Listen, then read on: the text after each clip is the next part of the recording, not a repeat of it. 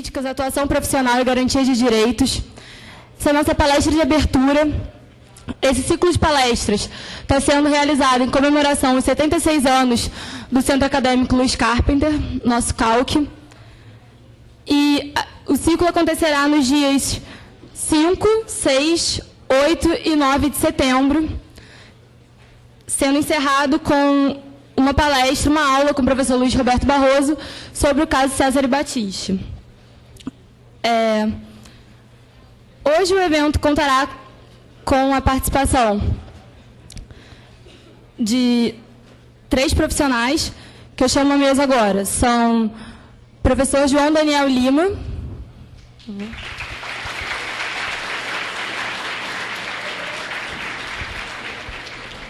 professor João Daniel é coordenador pedagógico do curso CLIO, que prepara diversos profissionais para o concurso do Instituto Rio Branco.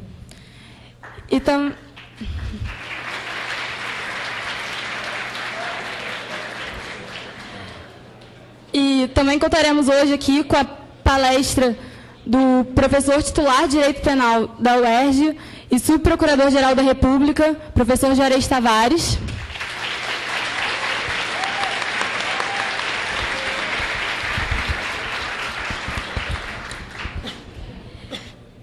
E com o promotor de Justiça e doutorando em Direito Penal pela UERJ, Tiago Joffoli.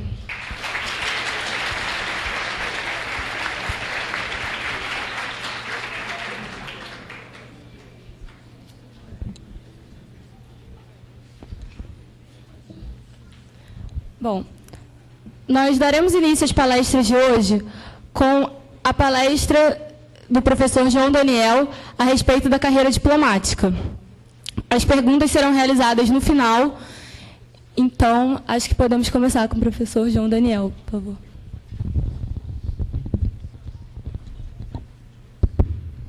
Boa noite. Em primeiro lugar, gostaria de agradecer o convite. É uma honra estar aqui. Aliás, uma honra maior ainda, porque eu não sou advogado, sou formado em História. Houve uma época da minha vida em que eu queria ser advogado e a honra aumenta mais ainda, porque eu queria ser advogado e queria ser advogado pela UERJ, mas eu não passei no vestibular da UERJ. Então, não é para qualquer um, né, estar aqui. Então, depois de, 15 anos, isso vai denunciar a minha idade, estar aqui falando para vocês, né, futuro bacharéis em Direito da UERJ, é uma honra ainda maior, porque de alguma maneira apaga parcialmente o pecado, a mácula da minha ignorância de não ter sido capaz de ser aprovado no vestibular. E talvez por causa disso eu tenha ido me formar em História na UF e fazer mestrado em Relações Internacionais, doutorado em Relações Internacionais, e comecei a dar aula para preparar diplomatas, dos quais invariavelmente sempre aparece gente da UERJ. Todo ano, 2, 3, 4, 5 aprovados que são diplomatas e que se formaram aqui, né? Então, desse auditório aqui, é provável que, olhando assim bem para vocês, não sei bem que vocês têm caras mais inteligentes que meus alunos, é possível que tenham uns 20 ou 30 que vão ser futuros diplomatas, se efetivamente tiverem interesse e desejarem. Então, eu gostaria de contribuir nesse sentido, de dar um pouco o meu panorama e a minha experiência, sugerindo alguns caminhos para aqueles que se interessassem por essa carreira. No e-mail que a Dandara me mandou e que o CALC me sugeriu que eu falasse durante 20, 25 minutos sobre o ingresso na diplomacia, como é o dia a dia profissional dos diplomatas, as vantagens e desvantagens da carreira, a importância desse papel para a dinâmica da sociedade. Eu vou começar tentando responder a importância da dinâmica do papel para a sociedade, que, a meu ver, tem a ver também com o dia a dia profissional.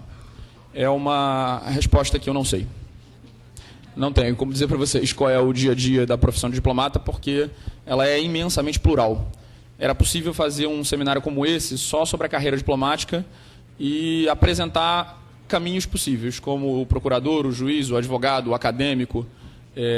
Na Faculdade de Direito, um diplomata ele pode ser cônsul, ele pode trabalhar em multilateral, ele pode trabalhar em bilateral, ele pode trabalhar na administração. Então, eu tenho ex-alunos que hoje confeccionam placas diplomáticas em Brasília, não é exatamente uma coisa muito gloriosa, e o nível de burocracia é enorme, carimbam passaportes, e eu tenho outros que fazem a negociação multilateral da Associação de Protocolos Climáticos, ou negociam os textos, né, da OMC, e que estão em Genebra tentando fazer com que dependendo de uma vírgula ou duas, o Brasil exporte mais 200 milhões ou 300 milhões em alguma questão. É impressionante a gama, a amplitude, o tamanho de oportunidades que você tem lá dentro, e o indivíduo que hoje está fazendo placa ou carimbando passaporte pode amanhã estar negociando esses acordos. A carreira ela é muito dinâmica e ela se altera ao longo do tempo, porque uma parte do tempo você passa no Brasil e uma grande parte do tempo você passa fora do Brasil. Quando você está fora do Brasil, você pode trabalhar na embaixada, e dentro da embaixada você tem sempre setores políticos, econômicos, culturais, de articulação, de cerimonial e a parte administrativa, porque a embaixada precisa funcionar. Então precisa ter um brasileiro que seja responsável juridicamente, que assine os documentos lá e que seja responsável por comprar detergente, comprar vassoura, contratar profissional local, comprar vinho, tem que ser vinho brasileiro, porque, segundo a Dilma, a gente só serve vinho brasileiro em recepções da embaixada do mundo inteiro. A decisão recente, então agora é mais fácil, ao invés de descer ao supermercado em Paris e comprar qualquer Beaujolais, você é obrigado a importar um miolo na França para servir aos representantes brasileiros. Uma decisão política significativa, é preciso um diplomata para isso. Eu acho que a melhor maneira, então, de falar para vocês a importância e a dinâmica do papel na sociedade é também misturar com o dia a dia profissional e, de alguma maneira, dar a vocês alguns exemplos de como é o dia a dia profissional desses jovens diplomatas que entraram no Itamaraty, esses que eu conheço de 2003 para cá. Eu estou preparando para a carreira desde 2003, quase 10 anos já. Nossa, 8 anos. E vou citar, então, alguns exemplos de trabalhos que eu considero dignificantes para a diplomacia brasileira e que me enchem de orgulho de ter, de alguma maneira, contribuído parcialmente com isso. A Cláudia é matemática, formada em matemática. Ela dava aulas de matemática aos 20 e poucos anos de idade, mas gostava de relações internacionais. E como ela tinha origem descendente síria, ela acabou aprendendo árabe e, em determinado momento, virou comissária de bordo da Emirates. E durante 10 anos ficou voando nos Emirados Árabes, Dubai, todo o Oriente Médio, aprendeu a falar perfeitamente, e lá ela viveu um episódio desagradável, porque no Oriente Médio, em geral, eles ficam com o seu passaporte quando você trabalha, e a situação trabalhista não é exatamente a mais adequada. Ela foi salva por uma diplomata brasileira de uma circunstância bastante desagradável, voltou para o Brasil e decidiu que queria ser diplomata. Estudou durante 3 anos para o concurso, ela tinha um nível de disciplina impressionante, passou na prova em 2006, passou quando estava grávida, ela fez as provas quase 9 meses, o bebê dela podia nascer a qualquer momento durante as provas, e hoje ela está em Dubai, como representante do governo brasileiro. 2 semanas atrás eu falei com ela, e ela me contou orgulhosíssima de que havia conseguido salvar uma brasileira que tinha casado com um egípcio e que estava em cárcere privado há 2 anos e meio sem ver a luz do sol, e o egípcio não deixava ela ver os filhos, não deixava ela ver nada, e ela foi para lá com a polícia local, tirou a brasileira, era de governador Valadares, e a brasileira voltou para o Brasil, e isso foi uma coisa da qual ela se orgulhou. Ela falou: nossa, eu fiz por alguém aquilo que parcialmente tinham feito por mim no passado. Ela chamou a polícia e tirou alguém que estava em cárcere privado num país, depois de 2 anos e meio, sem que ela visse a luz do sol. Eu acho que, em algum sentido, essa diplomata, a Cláudia Assaf, é representativa do que eu considero um papel para a dinâmica da sociedade. Vários outros que trabalham na representação consular salvam vidas, constantemente. Recentemente teve um episódio em relação à fronteira do Brasil com o Suriname, e os brasileiros no Suriname são considerados a pior espécie de indivíduos. Em geral, vão para lá como garimpeiros, muitos são bandidos, outros, uma parte significativa das mulheres atuam como prostitutas. E a Larissa, diplomata da turma de 2007, formada em Relações Internacionais, que agora está no México, durante muito tempo trabalhou no departamento consular. E ela ia entrevistar as brasileiras que atuavam no mercado de prostituição na fronteira entre o Brasil e o Suriname. Então ela tinha que sair de Brasília, pegar um voo até Belém, de Belém pegar um ônibus até Macapá, de Macapá pegar um avião da FAB, que segundo ela tremia, ela tinha medo de morrer, até a fronteira, e na fronteira ela entrevistava essas prostitutas e conseguiu fazer um manual e uma série de regras, os direitos, os deveres, a organização com o Ministério das Relações Exteriores, fez no sentido do que poderia efetivamente ajudar essas mulheres, e quais eram os direitos que elas tinham e quais eram as condições que elas tinham. E, com base nessas entrevistas, conseguiu negociar com o governo do Suriname também para garantir proteção, para garantir melhores condições de trabalho para essas pessoas que consideravam que tinham melhores condições de trabalho se prostituindo na fronteira com o Suriname do que vivendo no Amapá ou em outras regiões.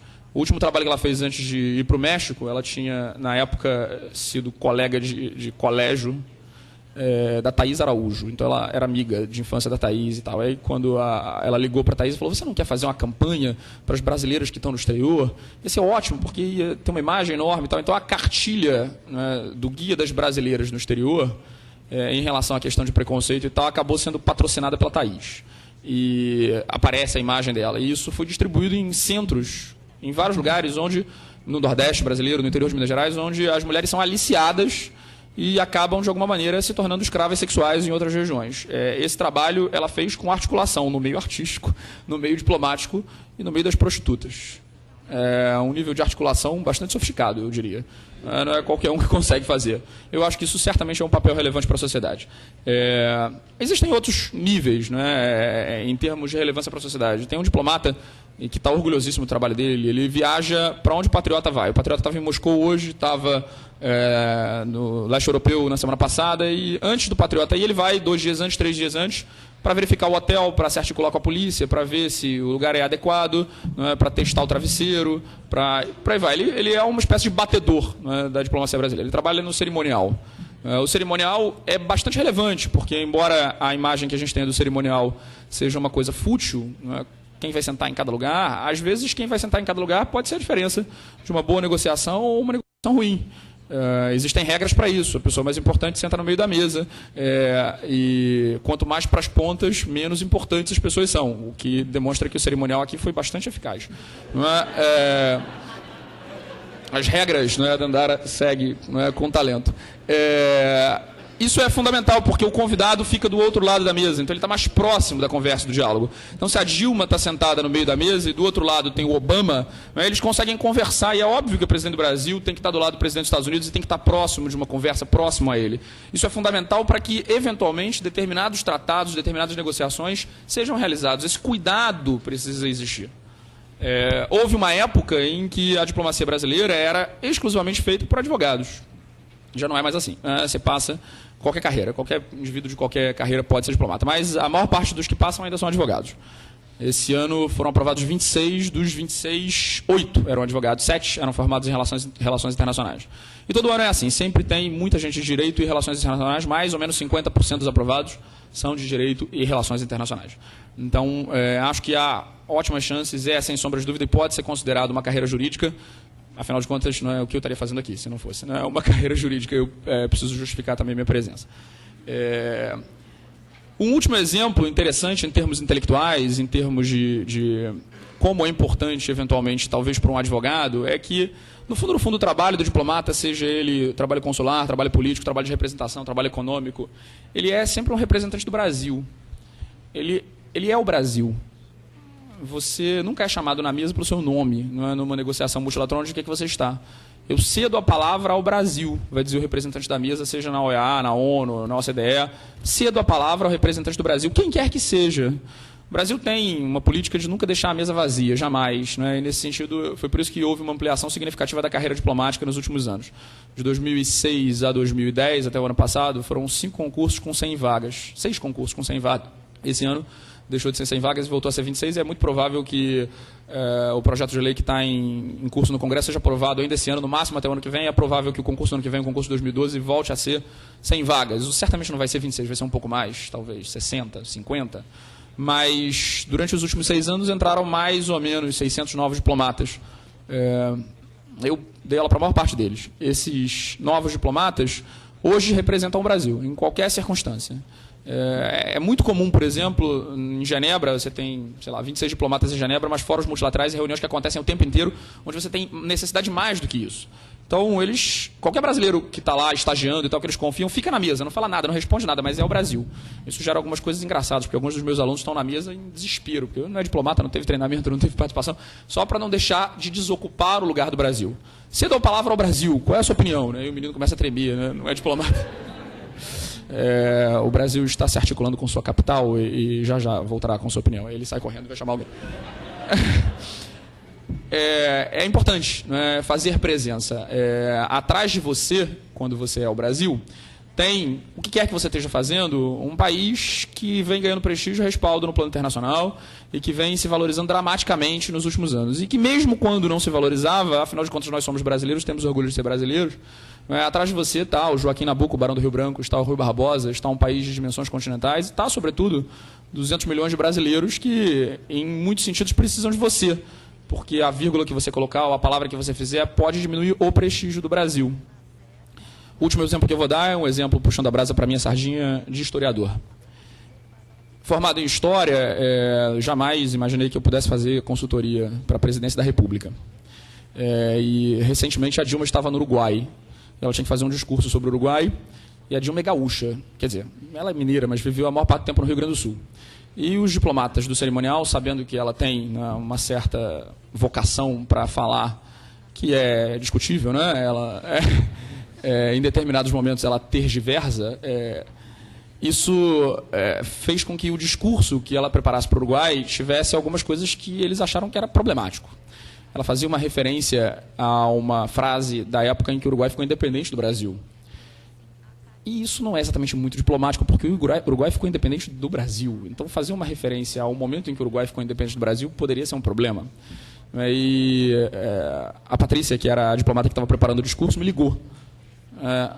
E tocou o telefone e tal, e tinha uma secretária que me ligou: professor, aqui é da Presidência da República.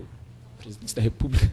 A gente está ligando aqui do Uruguai e tal, porque a secretária quer falar com você. Eu falei: ex-aluno. Aí atendi, né, e a Patrícia falou: João Daniel, qual foi, né, o diplomata inglês que falou que o Uruguai era um algodão entre dois cristais? Esse foi o auge da consultoria que eu fiz para a Presidência da República. Um algodão entre dois cristais. É uma frase bonita, altamente diplomática, né, para dizer que o Uruguai é um país tampão. Não é isso? Eu falei: Patrícia, é do Lord Ponsonby. Ela: ótimo, vou citar o Lord Ponsonby. E aí o discurso que a Dilma fez tinha uma citação do Lord Ponsonby, que foi consultoria minha. Mas um algodão entre dois cristais é melhor do que falar que o Uruguai é um país tampão. Os ingleses achavam que era interessante ter um Uruguai entre o Brasil e a Argentina, que nem tinha uma Bélgica lá no norte, porque depois de uma guerra, a Guerra da Cisplatina entre o Brasil e a Argentina, era meio complicado que você continuasse tendo guerra, atrapalhasse lá o comércio inglês no prata. Era fundamental que tivesse, então, um algodão entre dois cristais ou um país tampão. Agora, se a Dilma fala que o Uruguai é um país tampão para evitar... quase um país tampax, né? Porque o objetivo era evitar o derramamento de sangue entre o Brasil e a Argentina na região. O que acabou ocorrendo é que a diplomacia acabou vencendo. Em vários casos, é essencial, não é, a linguagem, a maneira pela qual você fala, as coisas pela qual você organiza. E eu acredito que alguém com formação jurídica, alguém que tem capacidade de sustentar oralmente, alguém que tem capacidade de negociar, não é, de conseguir ser uma espécie de lubrificante social, não é fundamental. E nós, brasileiros, já temos esse talento naturalmente. A gente já consegue fazer isso. Aliás, eu dou aula para gaúchos, para mineiros, para nordestinos e tal. Nós, os cariocas, não é, também somos excelentes, não é, fazendo isso. Então, nesse sentido, eu acho que é bom para a representação brasileira ter vocês lá. Ter vocês. Demonstrar que o Brasil é isso que eu estou vendo aqui nesse auditório. Um auditório plural, um auditório masculino e feminino, um auditório branco, negro, mulato, moreno, um auditório de todos os tipos e tribos, que é a representação do Brasil. Acho essencial que, eventualmente, aqueles que tomarem interesse pela carreira ou que gostarem da carreira, porque eu não quero mais o Brasil representado simplesmente, embora eu seja torcedor do Fluminense, por brancos torcedores do Fluminense que moram no Leblon, porque, embora esses sejam absolutamente essenciais em vários momentos, é essencial também que tenha gente do Meier, de Ramos, e que tenha gente do interior de Minas Gerais e de Goiás, e me parece que essa representação, ela de alguma maneira, pode se beneficiar significativamente disso. É preciso jogo de cintura para ser diplomata. Se você tem jogo de cintura, gosta e acha isso interessante, certamente essa é uma carreira para vocês. Vou dar o último exemplo para começar a responder as questões mais práticas do salário, do ingresso, das dificuldades e do perfil que ela me pediu, que foi o exemplo do Gustavo, que é antropólogo, também da turma de 2006, sambista, tem uma roda de samba. Ele foi o primeiro a criar um clube do samba e do choro em Brasília, diplomata de carreira já há bastante tempo, acabou de ser removido para a África.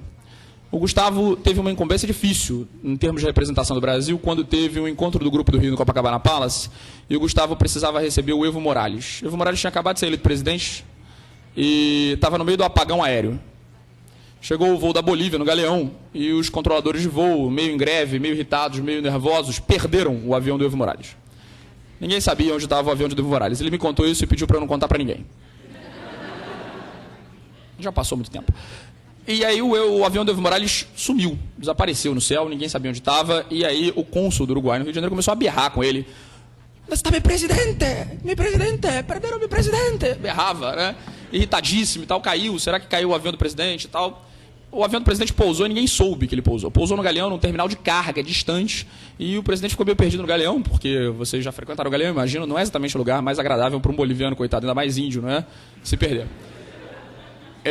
Ele conseguiu, para chegar, isso era já 2 horas da manhã, o avião tinha atrasado mais de 3 horas, 2 horas, 2h30 da manhã, ele conseguiu sair do Galeão com uma carona numa van da Infraero. Carro oficial esperando e tal, ele deu balão, né? E aí descobriram onde estava, o Evo Morales estava no meio da linha vermelha.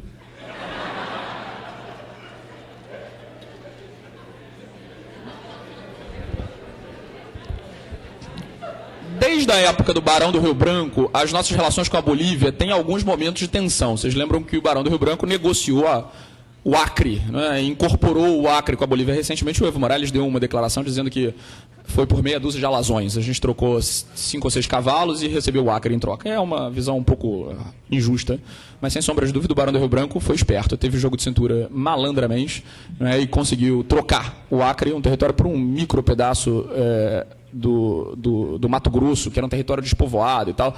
Quando eu dou aula sobre a negociação do Acre com o Mato Grosso, eu me lembro, não é da época de vocês, mas dos episódios do Bozo, em que ele trocava a bicicleta por caixa de fósforo. Quer trocar uma bicicleta por uma caixa de fósforo? Sim, que o menino ficava com um negócio. Vocês lembram? Deve ter visto no YouTube. O Evo Morales foi um injusto com o Barão do Rio Branco, mas a verdade é que o Barão do Rio Branco não é exatamente uma persona muito querida na Bolívia.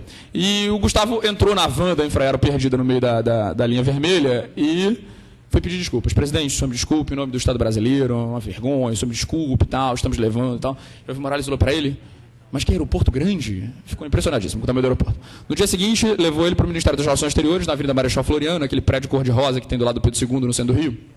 E a primeira coisa que você vê quando você entra no Ministério das Relações Exteriores é uma estátua do Barão do Rio Branco. Quase 3 metros de altura, um negócio imenso, o Barão do Rio Branco gigantesco. Então, o Evo Morales olha para a estátua do Barão do Rio Branco, ele está sendo recebido depois de ter sido perdido na madrugada, olha para o Barão do Rio Branco e pergunta para o Gustavo, quem é? Tem que ter jogo de cintura, tem que ter jogo de cintura. O Gustavo é o grande nome da diplomacia brasileira que nos aproximou dos Estados Unidos na época. Né? Ele poderia dizer que é o grande nome da diplomacia brasileira que comprou o Acre de vocês por meia dúzia de cavalos, mas não era o melhor momento. É importante um pouco de jogo de cintura, é importante você ter flexibilidade, é importante, claro, você gostar de viajar e gostar de representar o Brasil, mas é importante, sobretudo, você ter consciência da sua brasilidade e saber que lá você está representando o Brasil, você é mais do que você. Você é alguém que leva o Brasil nas suas costas. Que cada vez que você fala, é um país de 200 milhões de pessoas, mais de 200 milhões de pessoas falando para o mundo. Eu acho que tem uma importância e uma relevância no papel da sociedade, não sei se responde a pergunta. Vamos lá, então vamos responder as perguntas mais práticas e mais importantes e, digamos assim, mais gerais de como se entra na carreira diplomática. O ingresso na carreira diplomática é feito por concurso público, exclusivamente por concurso público. É um concurso público que acontece todo ano, desde 1929, desde que o Otávio Mangabeira instituiu o concurso público. Na época não acontecia todo ano, a partir do momento em que o Instituto Rio Branco foi criado em dezembro de 45, passou a acontecer todo ano. Alguns anos acontecem 2 vezes. Em 2003 aconteceu 2 concursos, no início do ano, outro no final do ano. Estão especulando que ano que vem talvez possa ter 2. De qualquer forma, normalmente são 35 vagas. Nos últimos 6 anos foram 100 vagas, 109, 115, 102, 101. E esse ano, infelizmente, para desespero dos meus alunos, foi apenas 26. A posse foi há 2 horas atrás. Fui convidado para a posse, mas preferi ficar com vocês. Eu, na verdade, precisava também lavar a mácula, vocês sabem que eu não passei no vestibular, então já fui a várias dessas posses. Em suma, o salário inicial não vocês sabem que o executivo de todos os poderes é o que paga pior, o legislativo e o judiciário tendem a pagar melhor. O salário inicial está em torno de R$13 mil, brutos, líquido, o indivíduo deve ganhar uns 9 e pouquinho. No Brasil, quando ele sai do Brasil, ele ganha mais. Em dólar. Agora, menos, porque o dólar vale menos. Então, esses meus ex-alunos estão reclamando que nos últimos, 1 ano e meio perderam 1/3 do salário, 1/4 do salário, porque moram em lugares onde eles recebem dólar. De qualquer maneira, não devem estar tão mal assim, porque quando você está fora do Brasil, você recebe RD, que é residência diplomática. nunca é menos, dependendo do país, $4.000 para morar de aluguel. O governo brasileiro paga aluguel para todos os diplomatas fora do Brasil. O apartamento que eu fui recebido em Santiago tinha 400 metros quadrados e era uma pessoa que tinha acabado de entrar na carreira, ingresso de carreira recente. Na África, em geral, os diplomatas brasileiros moram em mansões imensas e só não moram melhor porque eles não têm condições de cuidar da casa porque são sozinhos. E, em geral, moram muito bem. Eu acho isso um exagero republicano inacreditável, mas certamente viver mal eles não vão. A verdade é que tem uma função para isso e uma razão para isso. Né? O fato de que você tem subsídios para sustentar seus filhos, você tem vantagens na residência diplomática, você tem verbas de representação, você tem direito à diária, você tem férias 4 vezes por ano, você tem períodos de respiro onde você tira de 15 em 15 dias a cada 3 meses. Essas vantagens, sinecuras e privilégios, elas têm alguma função. O indivíduo está longe de casa, o indivíduo tem dificuldade de se articular em relação à família, em relação ao tamanho do seu imóvel e a maneira pela qual você o decora, tem a ver também com a representação do Brasil, com a imagem que o Brasil passa. O Brasil tem que demonstrar uma imagem, isso facilita a negociação, de país bem, de país rico, de país em boas condições, e as recepções diplomáticas acontecem na casa dos diplomatas. Então você mora também, de certo sentido, no seu ambiente de trabalho. No seu ambiente de trabalho. Muitas vezes o ambiente de trabalho de um diplomata é um coquetel. Muitas vezes o ambiente de trabalho de um diplomata é um vernissage, é um lançamento de livro, é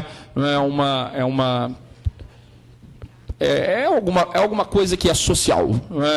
Não tenho nenhuma dúvida que depois de 5 anos na faculdade de Direito, fazendo chopada a cada 10 períodos, vendendo essas camisas que vocês estavam vendendo aí, vocês vão ter capacidade de representar o Brasil.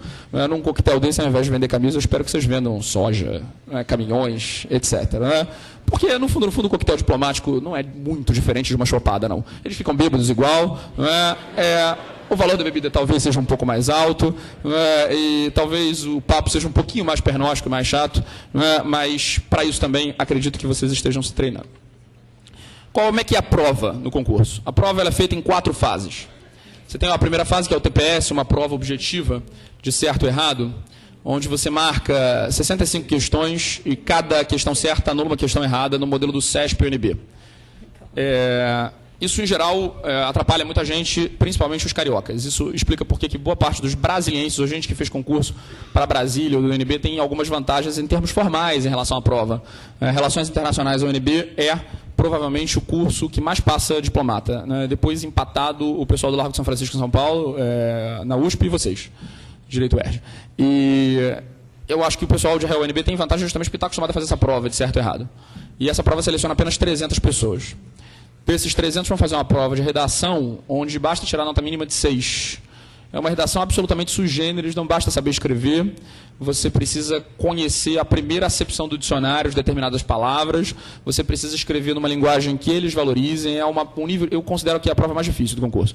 A prova de português é realmente dificílima, porque não basta você dizer que foi através da negociação que o Brasil conseguiu alguma coisa, porque é só através da janela. Assim, a acepção do através, é por meio de... Isso, uma série de picuinhas, especificidades, detalhes específicos que você aprende estudando, treinando, escrevendo muito, e sabendo os meandros da prova. E, finalmente, se você passa na prova, tira mais do que 6, você vai fazer a terceira fase, que é a prova de verdade. Esse ano foram 261 aprovados, cada vez mais gente está passando na prova de português. Normalmente era 100, 150, chegam na terceira fase, que é a prova para a qual eu preparo. Na terceira fase, você faz provas discursivas de 4 horas de duração, durante 3 finais de semana, sábado, domingo, sábado, domingo, sábado, domingo. Primeiro final de semana é a prova de história, 4 horas, 4 questões, 90 linhas cada questão, durante 4 horas. Então você tem que escrever 90 linhas em 1 hora, sem consulta, sobre questões da história da política externa brasileira. Vou dar apenas um exemplo para vocês, o que caiu na prova desse ano, para vocês terem mais ou menos uma ideia de onde é o grau de dificuldade. Primeira questão pedia para discutir as diferenças jurídicas do processo de negociação que fez com que o Brasil negociasse as fronteiras com a Guiana Francesa e com a Guiana Inglesa no início do século XX. Quais eram as diferenças jurídicas da negociação com a França e da negociação com a Inglaterra.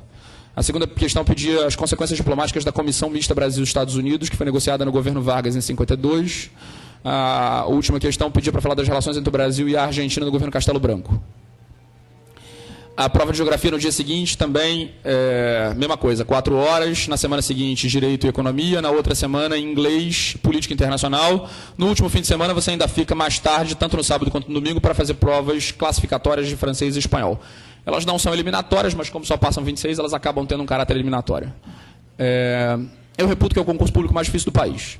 Sem sombra de dúvida, para passar para a magistratura, para outras carreiras, o Ministério Público, você tem um nível de dificuldade bastante impressionante também, a concorrência talvez seja semelhante, mas a vantagem é que a pessoa só estuda direito para aquilo que ela qual foi formada. Não é possível alguém ter formação para estudar para essa prova. Você tem que estudar mesmo outras coisas às quais você não está acostumado. Você é formado em direito, está acostumado a estudar direito interno, direito internacional, e essas provas talvez para você sejam mais fáceis.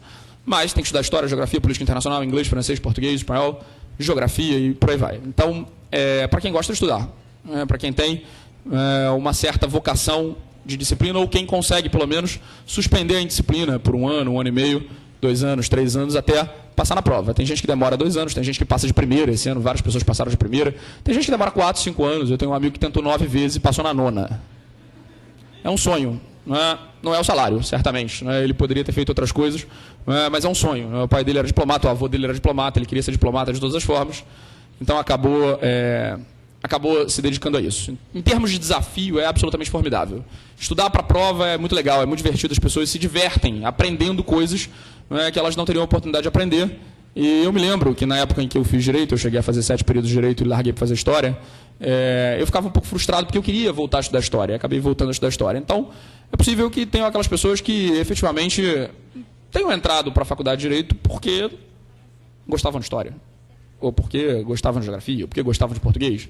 E isso, eu me lembro, era bastante comum, inclusive na minha turma.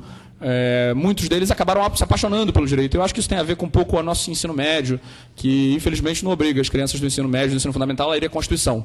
Você tem aula de história no colégio, você não tem aula de direito no colégio. Pelo menos noções básicas de cidadania e direito, eu acho que deveria ser uma matéria obrigatória no ensino médio. Mas a verdade é que muita gente se frustra com direito, não quer estudar direito, que vai fazer direito por pressão familiar, e muitos desses vão acabar se tornando meus alunos, porque estudar para a carreira diplomática é bastante divertido. Uma última coisa em relação ao ingresso é que o governo, de uns 6 ou 7 anos para cá, oferece bolsas de estudo para afrodescendentes. Não é um sistema de cota especificamente, é um sistema que oferece aos afrodescendentes que efetivamente passaram numa prova de seleção própria R$25 mil por ano para pagar cursos de professores particulares e comprar livros. Ou seja, a meritocracia continua vigente. O indivíduo usa esse dinheiro e estuda. Não há, inclusive, um critério social em relação a isso. É um critério meritocrático. Você faz a prova da Bolsa de Ação Afirmativa e recebe 10 parcelas de R$2.500, o que é bastante razoável em termos de o que você dispendia em termos de estudo, curso, etc. E o programa tem sido razoavelmente bem sucedido. A cada ano tem passado de 2 a 3 afrodescendentes, o que é uma média maior do que há 1 ano atrás. Eu acho isso um programa formidável, a minha opinião é que é excelente, porque, principalmente, o Brasil é um país miscigenado, é uma vergonha, né, que um Brasil que tenha 30%, 40% de população de negros, ao se apresentar no exterior, se apresente com uma diplomacia que seja exclusivamente branca. Então, não é um critério, a meu ver, exclusivamente racial, mas um critério político. Não sei se vocês se lembram, né, o George W. Bush uma vez fez uma declaração perguntando: tem negro no Brasil, Fernando Henrique? O Bush, vocês sabem, é um imbecil, mas o fato de que ele é um idiota não significa que ele seja cego. Será que ele nunca viu um negro? Se ele nunca viu um negro, a culpa não é dele, de ser um idiota. A culpa é nossa, de fazer uma representação que não é a verdadeira cara dos brasileiros. Eu acho que isso é importante, então acho que valeria a pena mencionar isso para vocês. Quais são as dificuldades? Quais são as dificuldades da carreira? Quais são os problemas da carreira? Fora ter que pegar sucatão, às vezes ter que ir para o Suriname. Para as mulheres é uma carreira bastante complicada. Há, sem sombra de dúvida, uma espécie de... Nós somos um país machista e a pergunta que vão fazer para vocês é: você vai casar? Com quem você vai casar? Seu marido vai te seguir? Para os homens é um pouco mais fácil. Você encontrar uma mulher que largue tudo para lhe seguir. É possível, isso é bem recorrente, isso acontece. Para as mulheres isso é um pouco mais difícil. Em geral, eles se casam dentro da carreira, e isso acontece com uma grande frequência, muita frequência até. Uma carreira bastante endogâmica, ou então com diplomatas de outros países, mas para isso você precisa pedir autorização para o presidente da República. Se tiver que se casar com alguém de fora do país, pode ser um espião, o Brasil está virando uma potência e tal, em geral o presidente da República autoriza você se casar. Mas é necessário esse pedido. Há dificuldades também em relação à questão de famílias e questões psicológicas. Seus filhos vão ter dificuldade de ter raízes, vão estudar em colégios estrangeiros a vida inteira, vão, obviamente, ter uma formação educacional de nível de príncipes, porque vão chegar aos 15 anos de idade falando inglês, francês, espanhol perfeitamente, e se você tiver um pouco de bom senso, obviamente vai falar português com ele em casa também.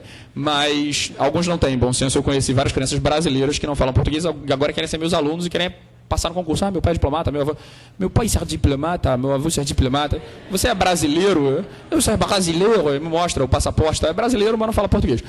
É um problema. Essa pessoa vai demorar lá os seus 6, 7 anos até passar na prova, se tiver muita disciplina.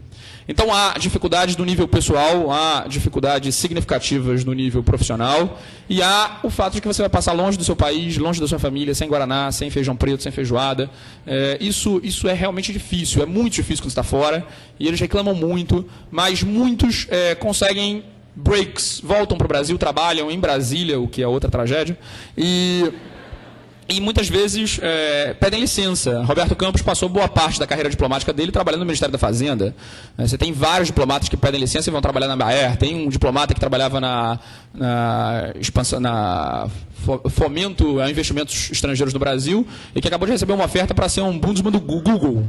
Ele foi trabalhar no Google ganhando 20 vezes mais. Aí eu conversei com ele, por que você foi? Mas que nem, sei lá, o Conca, o Abel Braga, é óbvio que eu vai. O cara vai para o Google, né? Daqui a 5, 10 anos e tal, eu vou ter feito a minha vida e volto, não é, para o Ministério, porque é um trabalho que eu gosto. Então é possível, você se licencia, você pede licença sem vencimento, você vai trabalhar na iniciativa privada, alguns são candidatos, viram políticos, né? Tem vários diplomatas que são políticos, o Arthur Virgílio, quem diria, é diplomata, né? E outros mais. Então é possível você ter um break na carreira, você fazer uma outra coisa, você eventualmente sair. Não é? Os professores do curso de Brasília, por exemplo, vários são diplomatas licenciados, não é? Ou que estão advogando agora e que voltaram para advogar e que eventualmente vão trabalhar com outras áreas. Então você tem uma certa flexibilidade, mas realmente não é uma carreira fácil do ponto de vista pessoal, e do ponto de vista principalmente da coisa da família, não é? Da relação da família.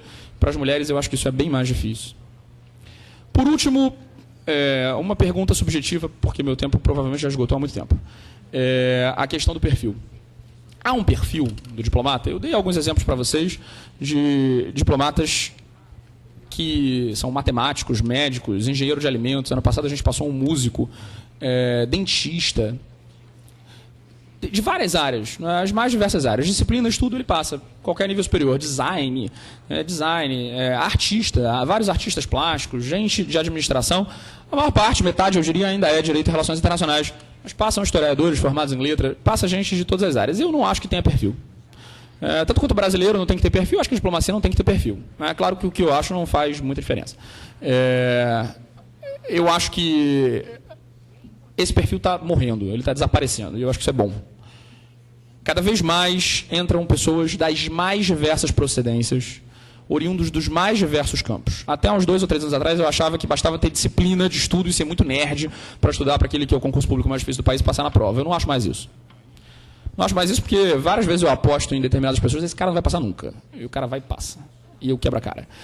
É bastante frequente isso acontece. Eu achava que tinha que ser muito inteligente para passar na prova, nem isso mais eu acho. Não acho. Tem muito diplomata que não é exatamente assim brilhante. Medíocre, eu diria até. É claro que a maior parte deles são bastante inteligentes, mas não há perfil. Tem gente de todos os tipos, e esses diplomatas que eu conheci nesses últimos anos trabalhando são das mais diversas procedências. Tem gente de extrema direita, gente que defende com você na mesa, inteligentemente, o voto censitário, que acha que só pode votar quem tem mestrado. Tem gente que coleciona prato nazista no Itamaraty, esses eu não vou citar os nomes. Tem gente que tem gente fascista num nível impressionante, aristocrata, tem gente que de todos os níveis. E tem gente radical, de extrema esquerda, PCO, PSTU, que atuava de maneira político-partidária, em vários níveis. Então, você tem uma pluralidade que torna absolutamente fascinante o convívio. Fascinante o convívio. Os meus amigos diplomatas falavam, mas peraí, eu nunca vou sentar na mesa com um camarada que defende o voto censitário e que é monarquista. Não vou, né? Mas depois de 2 anos eu falei, e aquele maluco, né? Que defende voto censitário, é monarquista, vi que você adicionou ele no Facebook, né?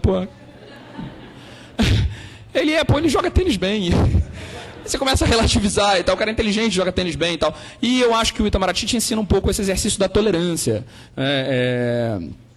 teve um rapaz que teve a seguinte trajetória. Ele nasceu no interior da Bahia. O pai dele foi espancado porque era homossexual. Ele é negro e a mãe dele tinha um tabuleiro de doce em Santo Antônio de Jesus. Ele, durante muito tempo, foi dançarino de axé e animava carro trio elétrico. Quando ele veio para o Brasil, ele foi manobrista. Aí ele fez um curso de acupuntura, porque teve uma acupunturista que se apaixonou loucamente por ele e pagou o curso para ele trabalhar na clínica que ela tinha. E aí ele começou a ser acupunturista e fisioterapeuta, a mulher largou ele, deu um pé na bunda nele e ele pensou que ele podia fazer um curso de acupuntura na China, só que para isso ele precisava falar inglês. Aí ele entrou aqui no curso de inglês da UERJ, que, sei lá, é baratíssimo. E aí no curso de inglês da UERJ o professor falou para ele que tinha sido lançada uma bolsa de ação afirmativa e entregou. Aí ele apareceu lá no curso, Jackson, apareceu lá no curso falando: professor, eu queria me preparar para a bolsa de ação afirmativa, quem sabe alguns anos eu não passo para a diplomacia. E ele começou a assistir as aulas e ele tinha uma deficiência absoluta, ele não sabia escrever bem e tal, e começou a estudar, e conseguiu a bolsa de ação afirmativa, comprou uma quantidade monumental de livros, conseguiu bolsa no curso, desconto, e o dia em que ele chegou na terceira fase e foi reprovado na terceira fase, em 2006, foi o dia em que ele pediu meu carro emprestado para fazer uma mudança dos livros que ele tinha comprado e que estavam de favor na casa de uma amiga aqui no Grajaú. Aí eu vim com ele e o carro foi roubado com todos os livros que ele tinha comprado. É uma história triste. Mas é uma história de superação, ela termina bem. No ano seguinte ele passou no concurso. Está em Nairobi, hoje, no Quênia, na sede do Brasil, no PNUMA, em 2007. Impressionante. Foi manobrista, foi animador de axé, de trio elétrico, e passou. No concurso, não acho que tenha perfil. Na turma dele, passou um rapaz, playboy, o pai faz campanha para político, foi presidente do DCE da UFRJ, formado em administração, nunca tinha aberto um livro na vida, e ele falou para mim quando ele passou: esse foi o primeiro ano em que eu estudei, todos os anos, ele passou de primeira, estudou um ano e passou no concurso. Esse foi o primeiro ano em que todos os dias em que eu acordei, a primeira coisa que eu pensava não era maconha. Aliás, ele se tornou a propaganda viva do curso, porque as pessoas que conheceram ele pensam assim: pô, esse cara passou? Aí vem falar comigo: pô, ele passou e tal, que sou amigo de não sei quem, eu já sei. De vez em quando vem encontrar assim: amigo de não sei quem, eu já vejo o olho vermelho. Durante um ano, ele não fumou e passou no concurso. Foi o 20º colocado no concurso de 100 vagas. Não acho que tenha perfil. Eu não conheço vocês, não sei quem vocês são. Espero, eventualmente, aqueles que quiserem ser diplomatas, que a gente se conheça melhor em algum momento. Mas tenho certeza que se você quiser, é só isso. Se você quiser, você com certeza pode ser diplomata. Os meus alunos falam que, às vezes, quando eles estão com raiva de mim, que quem sabe faz, quem não sabe ensina. Eu não sou diplomata. Não sei nem por que eu fui convidado. Eu acho que eu era a única pessoa que sobrava. Então eu vou encerrar aqui e passar a palavra para quem faz.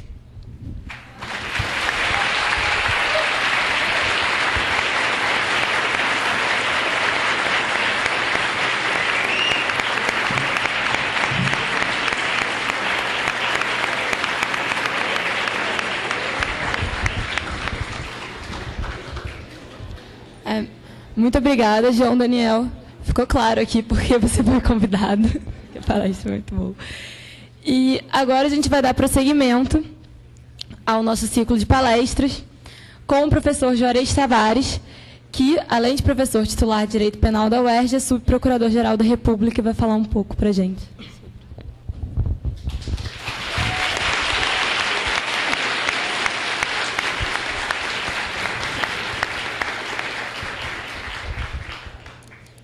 O João Daniel já deu a tônica assim, muito significativa de como é um curso para a preparação ao Instituto Rio Branco. Então, vocês se animem, porque realmente deve ser muito interessante ter aula com ele.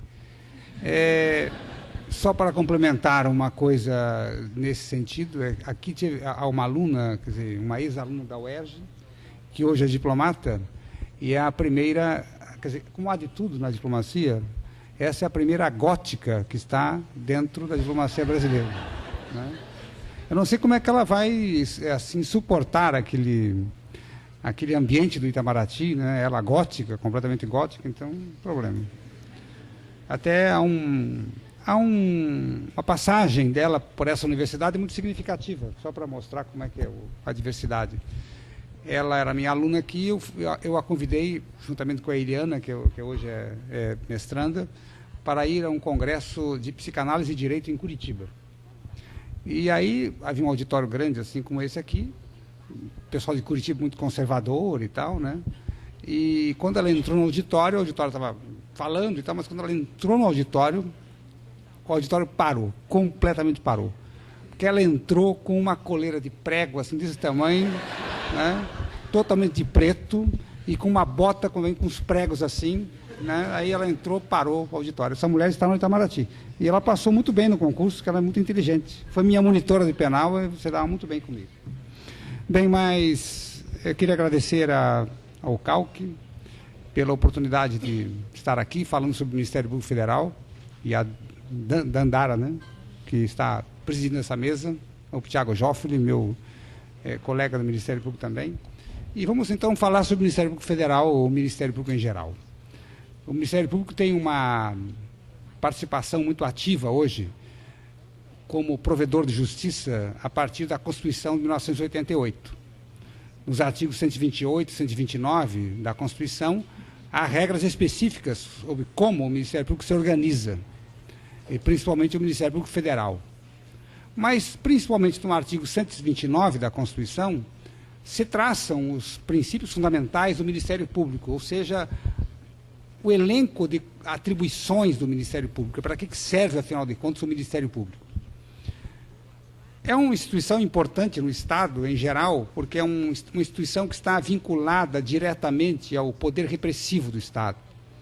E como nós entendemos o Estado como um instrumento de classe, de dominação de classe, o Ministério Público faz parte desse procedimento de dominação de classe. Isso é lógico, evidente.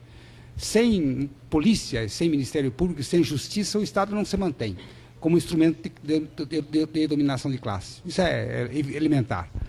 E dizer-se que o Estado não é dominado por uma classe que se sobrepõe à outra é realmente um idealismo só compatível através de uma elaboração puramente abstrata, desvirtuada da realidade. Nós sabemos muito bem que o Estado se compõe de figuras que exercem o poder em decorrência da sua posição estratégica dentro do sistema de classe que se compõe a sociedade. Isso é claro. O Ministério Público faz parte desse poder.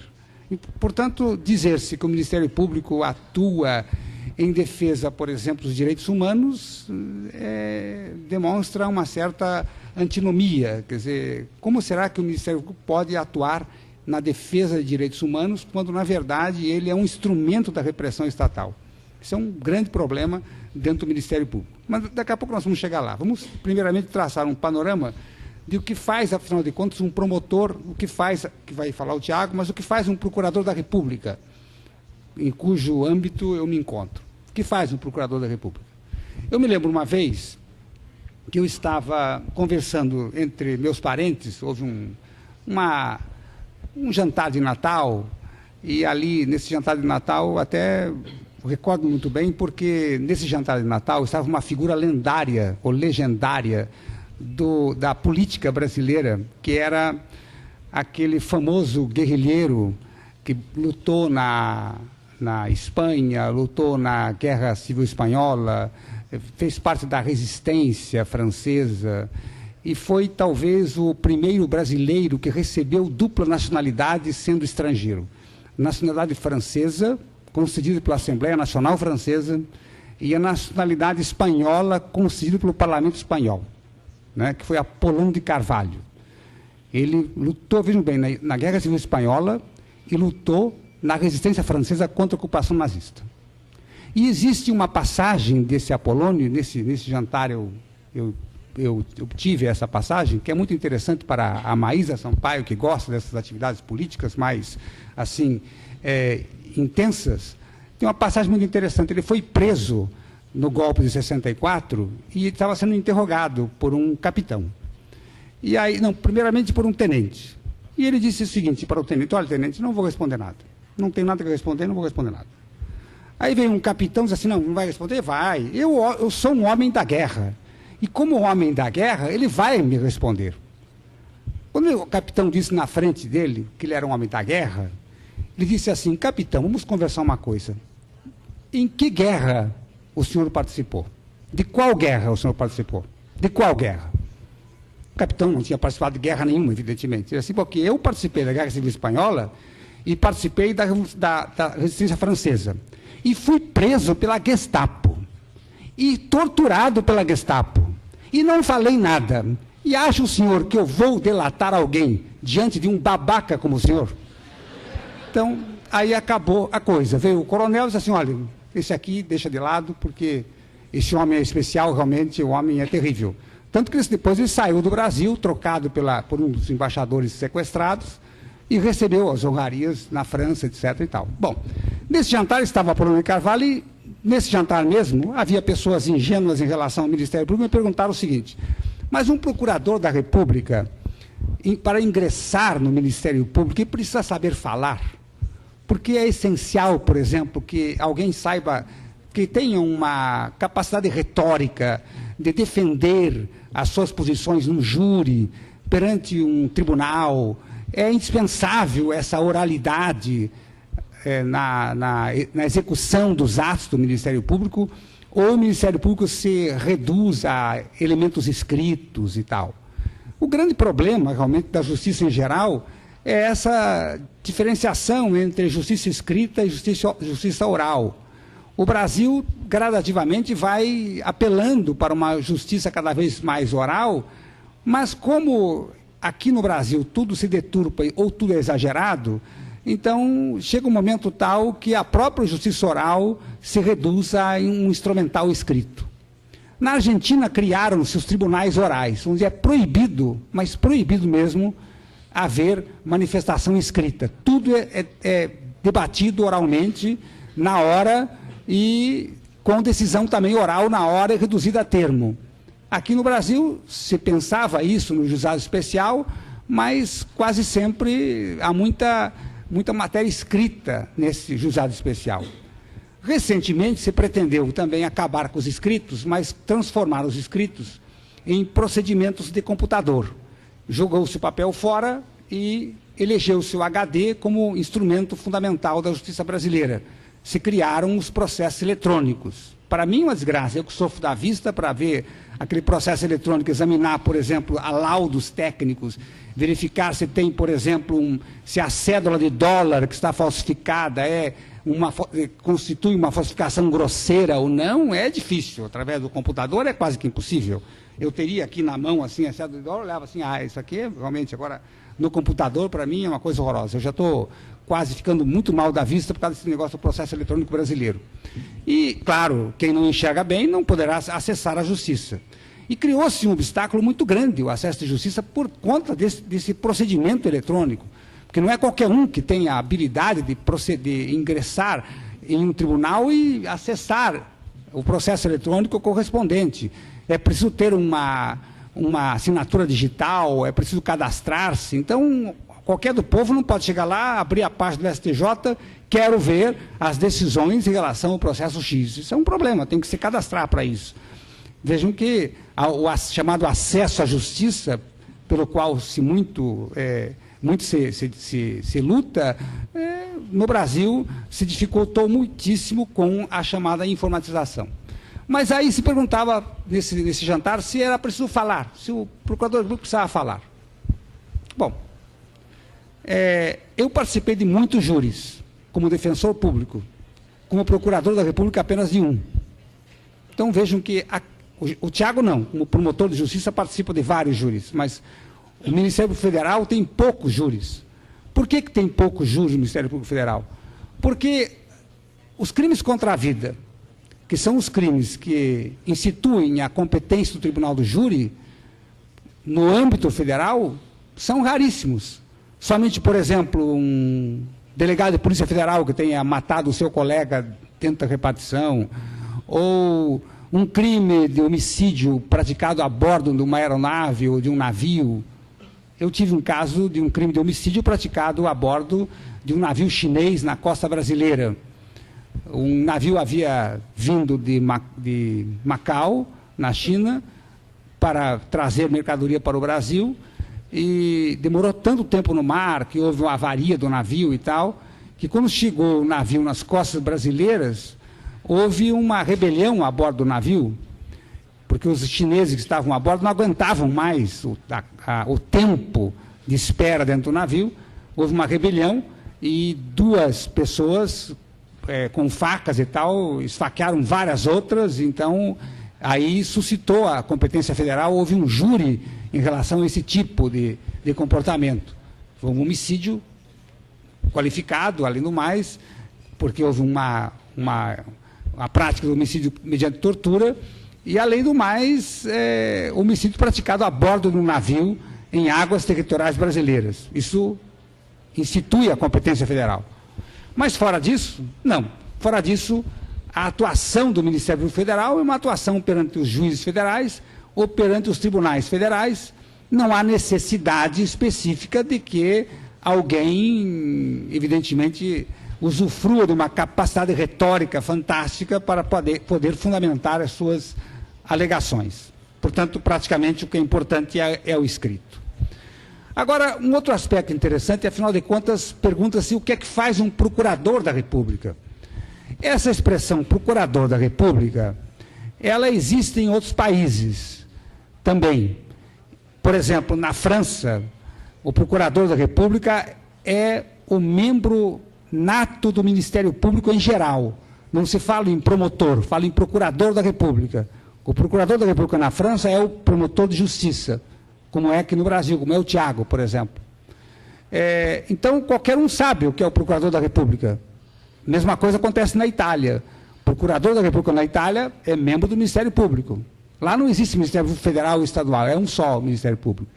E todos são procuradores da República, os membros do Ministério Público.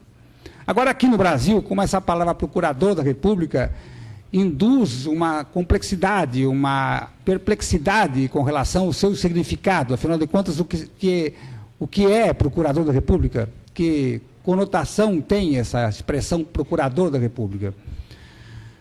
Vejam, por exemplo, que muita gente acha que procurador da República é um representante do Estado brasileiro. Muita gente, quando eu digo que sou procurador da República, eles acham que eu trabalho com o presidente da República. Ah, você estava no Palácio do Planalto? Eu digo, não estou não, pelo contrário. Estou fora do Palácio do Planalto. Então, é uma situação interessante, né? Outras vezes acham que eu sou procurador da República, acham que eu sou advogado do Estado. Mas há um advogado do Estado, que é o advogado da União, né? Ou o procurador federal, que são advogados do Estado, que atuam em autarquias federais, por exemplo, o FRJ, a Fiocruz, que mais? Outras autarquias, como, por exemplo, essas agências aí, controladoras, o IBAMA, por exemplo, a Previdência Social. Então, essas agências, essas autarquias federais têm o seu grupo de procuradores, que são advogados, são assessores jurídicos, mas não são procuradores da República. O procurador da República é um membro do Ministério Público, não se confunda, então, com um advogado do Estado. E aí a característica básica desse membro do Ministério Público é gozar de garantias iguais à da magistratura. São 3 as garantias da magistratura, nós dispomos das mesmas garantias. Por exemplo, a garantia da vitaliciedade, nós não podemos perder o cargo senão mediante decisão judicial transitada em julgado. A garantia da irredutibilidade dos vencimentos, não pode haver uma lei no Congresso que diga agora você ganhava R$10.000, vai ganhar 5. E não pode ser movido de um lugar para outro, a garantia da inamovibilidade. Alguém não pode chegar para mim assim, olha, você que está nesse caso aqui, sob sua jurisdição, sua competência, sua atribuição, você não vai mais atuar nesse caso, você vai ser removido para outra localização, ou, por exemplo, uma outra seção judiciária. Está no Rio de Janeiro, vai ser removido para... Não tem a garantia da irredutibilidade, só na garantia geral de irredutibilidade do funcionário público, e não tem a garantia também da vitaliciedade, ou seja, pode ser demitido mediante a instauração de um processo administrativo, em que se apure falta disciplinar passível da pena de demissão.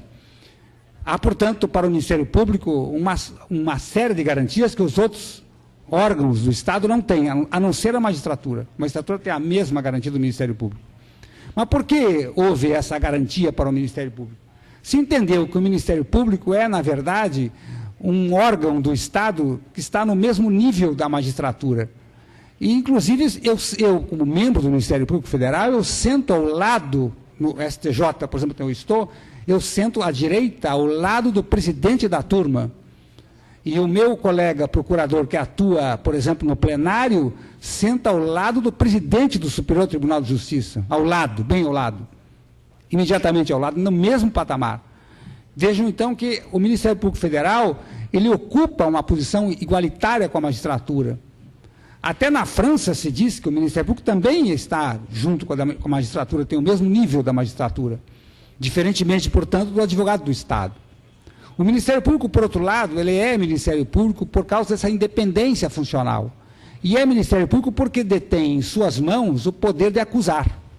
Só o Ministério Público é o titular da ação penal, a ação que promove a manifestação do Estado contra aquele que comete uma infração penal. E esse poder de acusar é muito grande e faz do Ministério Público um órgão poderosíssimo. Quem detém o poder de acusar, detém praticamente uma parcela significativa do poder estatal. Professor de História, que é o Daniel, pode recordar de uma célebre frase de José Bonifácio, quando perguntaram a ele o que ele queria do governo, numa certa ocasião. E José Bonifácio assim: eu quero só duas coisas. Eu quero 2 cargos, os outros eu deixo sem problema, 2 cargos só. Eu quero o cargo que pague e eu quero o cargo que prenda. Então, eu quero o cargo do ministro da Fazenda e eu quero o cargo de chefe de polícia ou do Ministério Público.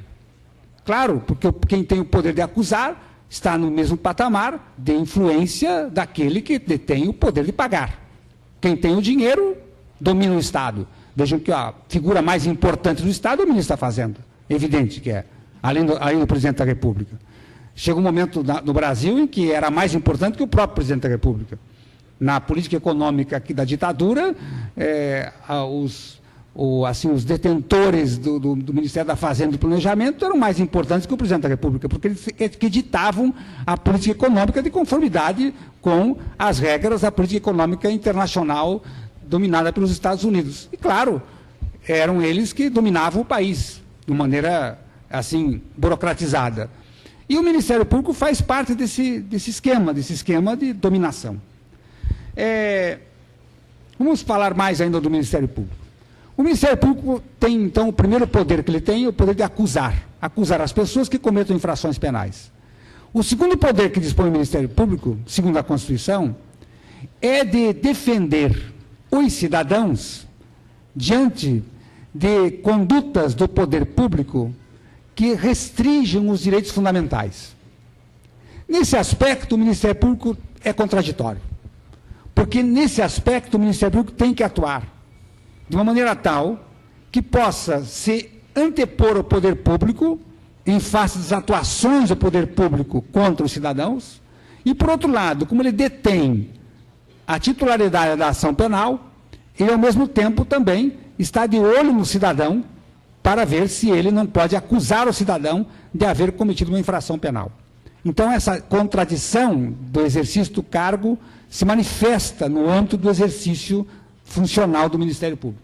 Por um lado, defende o cidadão diante do Estado em face às restrições que o Estado impõe a direitos fundamentais. Por outro lado, tem o cidadão em mira conforme a avaliação que ele faça da conduta do cidadão. Isso é uma posição contraditória do Ministério Público. Nos outros países, isso não acontece. Por exemplo, na Alemanha, existe uma figura semelhante ao ombudsman, que é uma figura do direito escandinavo, que se dedica à defesa do cidadão, mas não tem o poder de acusar ninguém. É só o poder de defender o cidadão diante das intervenções arbitrárias do poder público. Só isso. Não é um defensor público como o nosso aqui. O defensor público aqui atua na área específica judicializada. Lá não. Lá o ombudsman é um sujeito eleito pelo parlamento e que tem mandato fixo, que não pode ser destituído, tem as mesmas garantias da magistratura, e se ocupa de defender os cidadãos diante da intervenção do Estado. Eu me lembro, por exemplo, que houve uma discussão do Ombudsman na Alemanha em relação às revistas no aeroporto.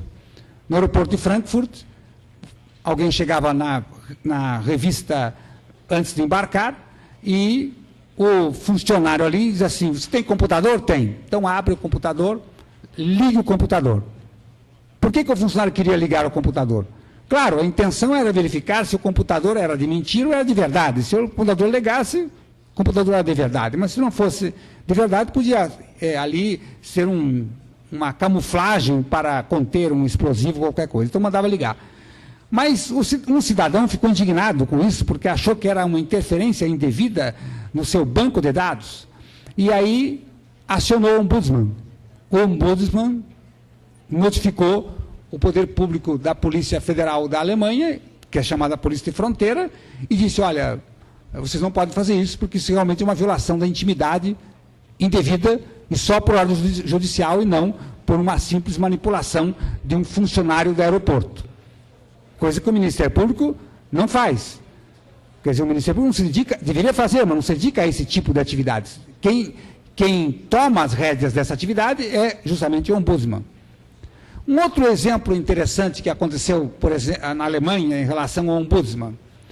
O ministro da Justiça, na Alemanha, determinou, aliás, o ministro da Justiça não, o ministro do Interior da Alemanha, determinou uma investigação ampla em determinados setores da atividade empresarial para identificar tráfico de drogas, entendendo que, por exemplo, algumas empresas utilizavam fachadas empresariais para internalizar as drogas e legalizá-las no âmbito da sua distribuição.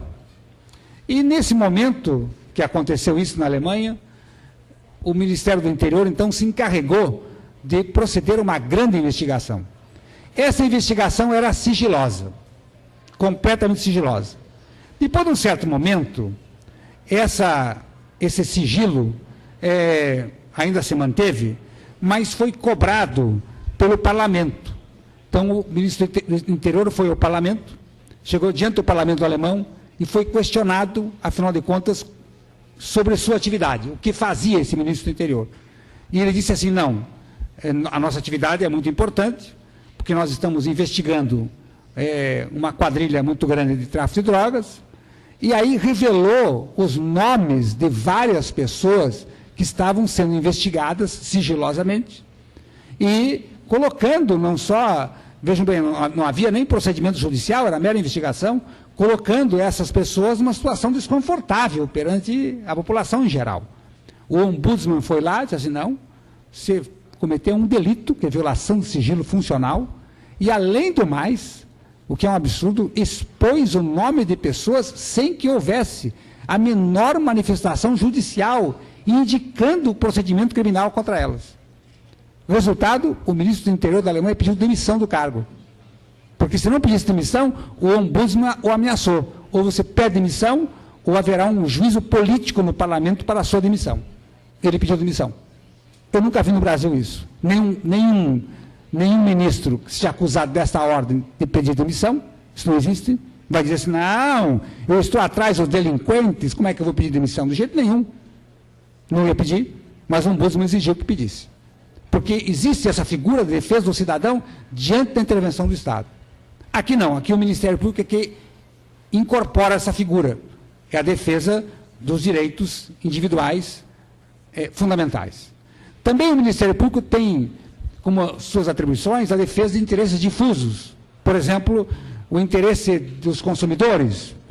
Eu me lembro de uma vez que havia aqui um procurador da República, numa determinada época em que se autorizava a utilização de metanol, em vez do álcool etílico, o metanol como combustível, e todos sabem que o metanol é altamente tóxico, terrivelmente tóxico, e então o Ministério Público Federal promoveu uma ação para impedir que esse metanol fosse comercializado nos postos de gasolina, porque isso colocava em risco a saúde não só dos frentistas, mas das pessoas em geral que fossem abastecer o carro com esse tipo de combustível. essa ação progrediu e realmente no Brasil inteiro foi proibida a venda do metanol. Então, o que aconteceu aí? O Ministério Público atuou na defesa de interesses coletivos, claro, de toda a coletividade, da coletividade que poderia estar exposta a risco, independentemente de estar ou não abastecendo o carro nesse posto com metanol. Mesmo que a pessoa estivesse abastecendo o carro com gasolina, mas só o fato de poder se expor aos efeitos do metanol autorizava o Ministério Público a atuar em defesa desses interesses coletivos. Além disso, o Ministério Público tem uma outra função importante, o Ministério Público Federal, especificamente. É encarregado da defesa das populações indígenas, encarregado da defesa do meio ambiente. Por exemplo, a demarcação das terras indígenas, que tanta polêmica causou no Brasil, e que suscitou debates acalorados, não só no parlamento, mas também por meio da imprensa. A imprensa vindo a público para praticamente torpedear a possibilidade da correta demarcação das terras indígenas. Essa demarcação foi, evidentemente, uma proposta amparada pelo Ministério Público Federal. Quer dizer, o Ministério Público Federal foi um protagonista fundamental nessa demarcação. Agora, recentemente, por exemplo, foi o Ministério Público Federal que propôs ao Supremo Tribunal Federal a possibilidade de autorização da marcha da maconha. Vejam, o Ministério Público Federal também junto com essa forma de autorização. Ou o Ministério Público Federal, inclusive, perante o Ministério Público Federal, perante o Supremo Tribunal Federal, propondo uma ação de descumprimento de preceito fundamental no sentido de autorizar a união de pessoas do mesmo sexo. Há, portanto, uma matéria ampla em relação ao Ministério Público Federal, onde se pode atuar não só na área criminal, mas em outras áreas importantíssimas. Por exemplo, essa, de que as pessoas do mesmo sexo possam constituir uma união afetiva, amparada pelo Estado. Então, é uma matéria importante que consta da Constituição e alguns procuradores se dedicam a esse tipo de atividade. Tiago mesmo fez parte aqui de um órgão especial do Ministério Público em defesa da tutela coletiva, onde ele se dedicou especificamente a esse tema, depois ele pode falar sobre isso. Outros aspectos do Ministério Público Federal, vamos ver, aspectos práticos, mais ou menos na linha aqui traçada pelo Daniel. Como é que se ingressa na carreira? Mediante concurso público. Vamos puxar um pouco a sardinha para o nosso lado? Dizem aí que é o concurso público mais difícil que tem. O Itamaraty pode ser, mas o nosso acho que é mais difícil até por causa de uma outra coisa, Daniel. O Ministério Público ingressa na carreira ganhando 24 mil reais por mês. Então, eu acho que aí o concurso é mais difícil. Só por isso já é mais difícil. Olha a quantidade de gente que quer ganhar mais dinheiro. Então, o concurso é mais difícil. Vou fazer. Passa.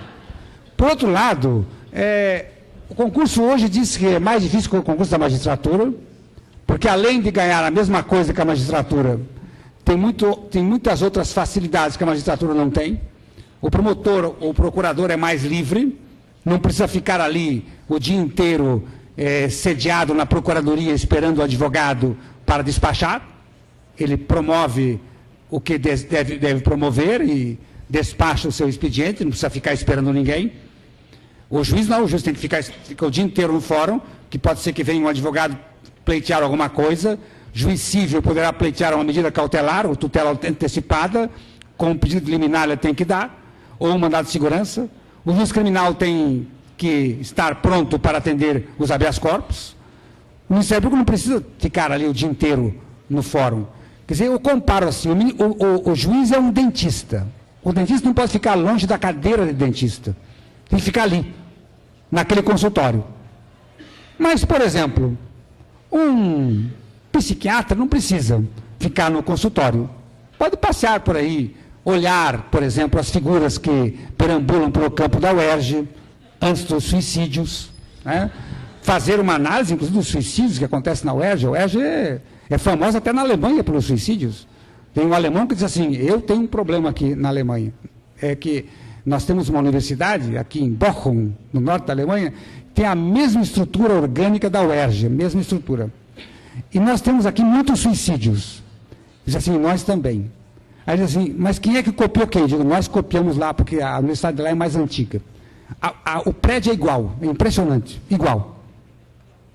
Portanto, há possibilidade de um psicólogo, de um psiquiatra, formular uma atenção de como isso se procede. Quer dizer, há uma influência da estrutura, assim, do concreto em face do comportamento individual. Bom, mas vamos lá. Então, ingresso no concurso, na carreira mediante concurso, um concurso muito difícil. O concurso é de âmbito nacional, também como o do Itamaraty. É um concurso que tem algumas fases, uma fase genérica, uma fase de conhecimentos gerais e fases específicas relacionadas ao direito penal e processo penal, ao direito constitucional, direito administrativo e direito tributário, ao direito civil e processo civil, ao direito do trabalho e, por incrível que pareça, no Ministério Público Federal também cai direito internacional, porque nós atuamos na área internacional. A Procuradoria da República tem uma atribuição internacional de promover no Brasil a cobrança de pensões alimentícias concedidas no exterior em relação a cônjuge brasileiro ou pessoas estrangeiras que estejam residindo no Brasil. Então, há necessidade, evidentemente, de também se conhecer o direito internacional. O Ministério Público também, federal, atua não só na área de direito internacional, mas atua em outras áreas, por exemplo, a área previdenciária. Precisa conhecer o direito previdenciário, também cai direito previdenciário. Então, praticamente cai tudo dentro da área do Ministério Público Federal. Quase todas as matérias. Todas, quase todas. Então, daí ser um concurso difícil. Agora, inclusive, se pretendeu colocar filosofia, aí vai ser uma loucura, porque realmente, vejam, filosofia não é uma matéria que possa ser colocada como exigente num concurso, porque há muitas escolas filosóficas, muitas. O que vai ser exigido de filosofia? É como agora no exame de ordem vai se exigir psicologia. Isso é uma loucura. Alguém me disse assim uma vez, mas o advogado precisa conhecer psicologia. Ah, precisa? Então ele precisa fazer curso de psicologia, porque o conhecimento de psicologia que ele vai demonstrar na prova da OAB não o caracteriza como psicólogo. E nem o habilita para conhecer psicologia. Nada. Coisa nenhuma. O que você vai perguntar na psicologia, numa prova objetiva em relação ao Ministério Público ou à OAB? Nada. Só perfumaria. Sem nenhum significado útil, de nada. Agora, não. E, além do mais, é questionável, completamente questionável a constitucionalidade. Por quê? Porque no curso de Direito não tem essa matéria. O exame é um exame de ordem, para examinar se a pessoa está habilitada para ser advogada, se conhece direito, não conhece psicologia. Se conhecer psicologia, vai se habilitar no Conselho Regional de Psicologia, mas não no Conselho da Ordem dos Advogados. É um problema. Então, essa introdução de matérias esdrúxulas no concurso é uma questão controvertida no âmbito do Ministério Público. Se nós incluímos ou não filosofia, sociologia, psicologia em concursos públicos dessa natureza. A minha opinião é que não deve incluir. Deve incluir somente matéria jurídica. Só matéria jurídica. Porque daí, se incluir filosofia, imagine um examinador que seja hegeliano, vai exigir do candidato um conhecimento de toda a obra hegeliana. Ou que seja outro, que seja partidário da escola de Frankfurt, e que vai exigir do examinando que conheça perfeitamente bem a dialética negativa do Adorno, que é um dos livros mais difíceis que existem em matéria de filosofia. Ou na psicologia, alguém que é psicanalista vai exigir que todos leiam a obra completa do Freud. É uma loucura, isso é impossível. Isso não é exigível nas faculdades e nem é exigível na habilitação profissional de um Ministério Público, de jeito nenhum. É preciso que haja, então, uma certa racionalidade no tocante à formação desse tipo de concurso. O concurso do Ministério Público, além da parte escrita, tem uma parte oral, tem uma prova oral em que não é uma entrevista, há um ponto sorteado e se discute sobre aquele ponto sorteado. Bom, o que mais? O procurador da República ingressa na carreira como procurador de primeira categoria, aliás, de segunda categoria. Depois ele é promovido para procurador de primeira categoria. Depois promovido para procurador regional da República. Depois promovido para subprocurador-geral da República, que é o final da carreira, onde eu me encontro. E o cara de procurador-geral da República? Esse não é a promoção. Esse é uma indicação política do presidente da República entre os membros do Ministério Público Federal. Portanto, o cargo de procurador-geral da República é de indicação exclusiva do presidente da República. Diferentemente dos estados. Nos estados, o governador do estado vai escolher, mas dentro de uma lista tríplice de pessoas escolhidas pela classe, ou seja, pela categoria. Os promotores votam, escolhem os 3 candidatos, a lista é encaminhada ao governador, que vai escolher entre os 3. Na Procuradoria da República não existe isso. O presidente da República não tem vinculação nenhuma lista. A Associação Nacional dos Procuradores da República, imitando os Ministérios Públicos Estaduais, tem feito uma eleição interna. E nessa eleição interna, o atual Procurador-Geral da República, o Roberto Gurgel, foi eleito. Primeiro colocado da eleição interna. E encaminhada essa eleição interna ao presidente da República. Só que a presidente da República poderia ou não dar atenção a essa lista. Essa lista é meramente indicativa ou sugestiva. Não é uma lista que vincule o governante à escolha daqueles nomes que estão ali consignados. Pode usar qualquer outra pessoa dentro da carreira para ocupar o cargo de Procurador-Geral da República. O Ministério Público Federal também tem sede em todas as capitais do Brasil, todas, e algumas cidades importantes do interior dos estados. Por exemplo, aqui no Rio de Janeiro tem em Campos, tem em Volta Redonda, tem em vários lugares. São Paulo tem São Paulo, Santos, Campinas, Ribeirão Preto e assim por diante.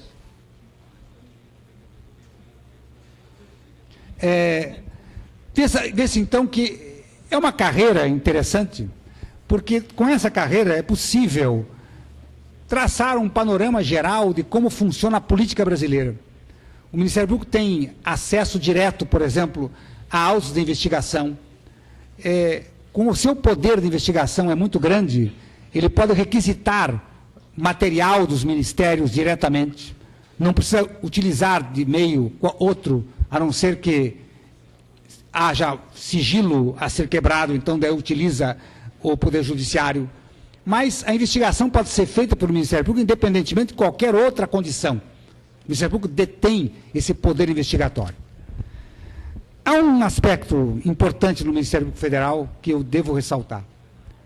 O Ministério Público Federal, ele tem uma qualidade. Ele é um órgão do Estado que, se fosse integralmente assim exercido na sua plenitude, atendendo aos preceitos legais que constituem a carreira, constituiria um órgão muito interessante dentro de um processo de democratização do país. Mas é um órgão em que há uma prevalência da atividade persecutória. E a prevalência da atividade persecutória faz com que esse órgão se deturpe. E há um perigo no exercício dessas carreiras, um perigo muito grande. O perigo é que as pessoas se transformem em donos do poder. E perigo maior ainda é que as pessoas entendam que são os únicos sujeitos no mundo a poderem administrar a sociedade. Aí um problema. Um problema porque cada vez mais, então, nós perdemos em democracia e ganhamos em autoritarismo. Isso é próprio do poder autoritário. O Ministério Público, como é parte do poder autoritário do Estado, ele engendra esse tipo de atividade autoritária. Portanto, é fundamental que alguém do Ministério Público Federal, quando vai exercer a sua atividade, tenha essa consciência. Tenho muito poder na mão, devo exercer com muita limitação, para que eu consiga, então, tornar menos irracional aquele poder que eu detenho. Talvez essa seja a grande contribuição que um membro do Ministério Público possa dar à coletividade, ou seja, se autolimitar no poder que detém, em face de poder também pensar numa democracia e não apenas no exercício do seu cargo. Obrigado.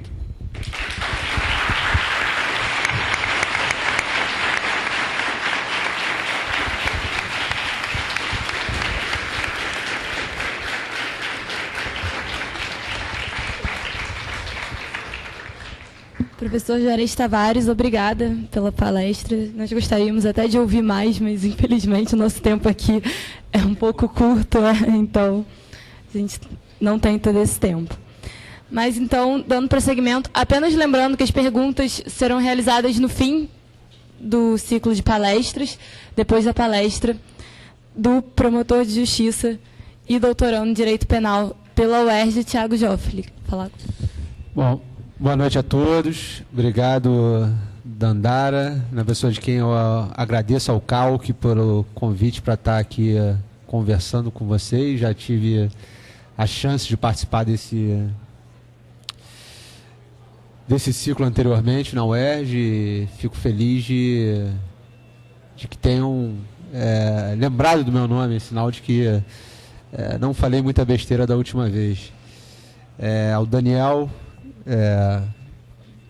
Não, o Daniel foi de uma oratória impressionante. Ele diz que os advogados têm uma oratória e que por isso tem uma certa vocação para diplomatas, mas na verdade, confirmando o que ele disse na sua fala, eu acho que essa vocação já não tem muito a ver com a carreira. Quer dizer, pessoas de todas as áreas estão absolutamente prontas para desenvolver a oratória que vocês puderam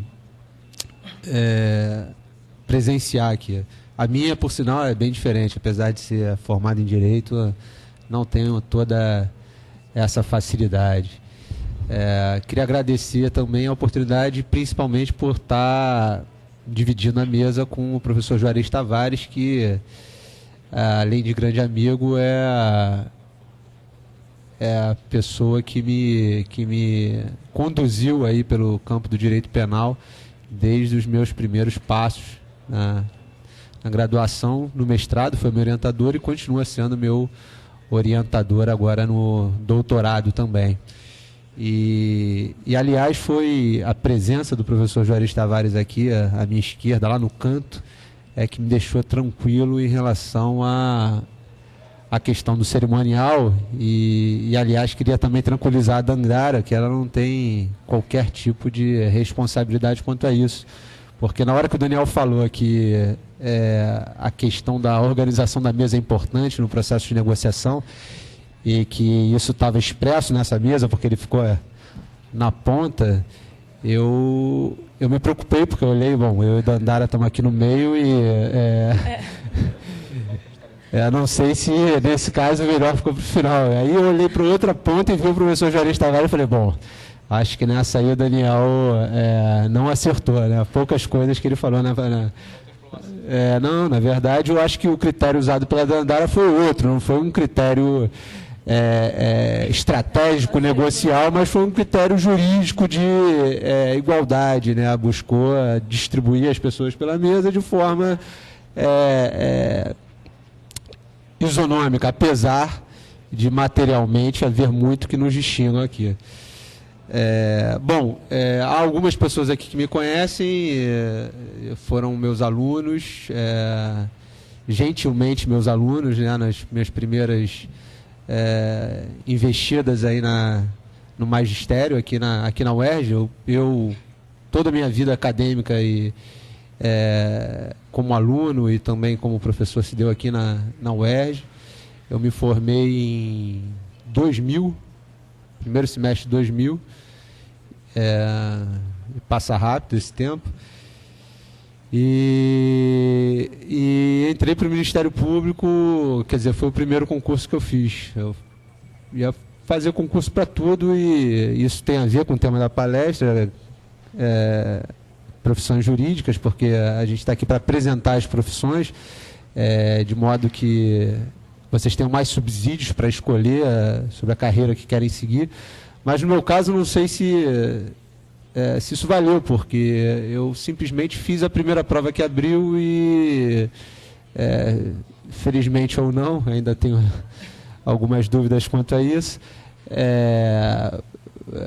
Acabei passando para o concurso de promotor e aí iniciei essa carreira sobre a qual eu vou falar um pouco para vocês. Sou também doutorando aqui na UERJ e nesse processo entre o mestrado e o doutorado fiz um concurso para professor contratado da casa e lecionei aqui durante, me lembro, 2 anos, além dos estágios docentes, né? Então, pensando aí no tema da palestra, profissões jurídicas, atuação profissional e garantia de direitos, eu queria, de pronto, me aproveitar desse título, né? Que eu acho que foi muito bem escolhido, muito pertinente, ou pelo menos foi apropriado para a minha fala. Porque, como eu disse, eu ingressei na carreira do Ministério Público meio que por acaso, em função do resultado do concurso que fiz, mas com o tempo eu comecei a perceber, ao contrário do que eu imaginava durante a universidade, que as distintas formas de atuação não tem muito a ver, ou tem muito pouco a ver com cada uma das carreiras que podem ser seguidas, né? Talvez o mais importante esteja no que trata aqui, que está trazido aqui ao final do título da palestra: profissões jurídicas, atuação profissional e garantia de direitos. Talvez o mais importante seja a nossa formação na universidade e o nosso ponto de vista em relação à própria vida para fins de se dedicar à garantia de direitos, né? A ter uma atuação, já que é no campo jurídico, rigorosa no sentido de garantir direitos das pessoas e não atuar da forma como a gente preconcebidamente imagina uma carreira. Eu, quando fui fazer concurso, falei, bom, vou fazer concurso para tudo, passar, preciso, né, vou ganhar alguma coisa e o importante é ter alguma forma de se manter. Eu lembro que a única questão que me motivou para seguir a área pública foi a decisão de não querer ser rico. Quer dizer, eu não tinha uma demanda assim de ganhar muito dinheiro. E isso me tranquilizou em relação a seguir a área privada, onde a lógica, basicamente, ela está relacionada à possibilidade de ganhar dinheiro. Na área pública, pelo que foi dito aqui na mesa, ninguém faz voto de pobreza, mas também por caminhos regulares, ninguém vai ficar rico em função da sua atuação. Então, foi essa a minha primeira questão a ser superada. Quando eu vi que não tinha uma demanda de ganhar muito dinheiro, eu vi que a área pública poderia ser uma linha a ser seguida de maneira satisfatória. E talvez com um pouco mais de liberdade para atuar da forma como eu imaginaria ser necessário para o fim próprio de garantir direitos. Uma outra coisa que naquela época eu tinha em mente era que eu não queria ser polícia. Imaginando a função do policial, o delegado de polícia, como uma função exclusivamente persecutória, ou muito distante daquele ideal de assegurar direitos e, em especial, promover pela liberdade das pessoas. Mas isso, por incrível que pareça, ao longo dessa minha caminhada como promotor de justiça, se desfez, ou pelo menos se diminuiu essa preconcepção, porque conheci de fato nas várias carreiras relacionadas às áreas jurídicas pessoas dedicadas à defesa dos direitos fundamentais nas mais diversas áreas, inclusive na própria polícia, né? Eu não sei se nesse ciclo ele vai participar, mas no último que eu participei ele estava presente, que é um um amigo que é delegado da Polícia Civil, o Orlando Zacconi, que tem uma atuação na polícia declaradamente, abertamente e também na prática garantidora de direitos fundamentais, por mais surpreendente que isso possa parecer. É claro que, em função das próprias funções exercidas numa ou noutra carreira, esse tipo de atividade pode ser mais difícil, exigindo um grau de criatividade maior ou mais facilitado. Mas, de maneira nenhuma, impede que essa decisão teórica, essa decisão ideológica, primeira, de defender os direitos fundamentais, seja perseguida em todos os tipos de carreira. Nesse ponto, nesse ponto específico, eu discordo um pouco do professor Juarez Tavares. A gente tem uma visão um pouco diferenciada quanto à possibilidade de, dentro do próprio organismo estatal, ou seja, ocupando uma posição pública, falando a princípio em nome do Estado, ter uma atuação de defesa dos direitos fundamentais, inclusive na área criminal. O professor Juarez Tavares fez uma explicação muito precisa sobre a atuação do Ministério Público na área dos interesses difusos e coletivos, e de fato aí é possível perceber uma atuação mais próxima da defesa dos interesses da coletividade, mas eu acredito que mesmo na área criminal, exercendo a posição de acusador, seja possível assegurar direitos fundamentais. E digo isso por uma observação empírica até.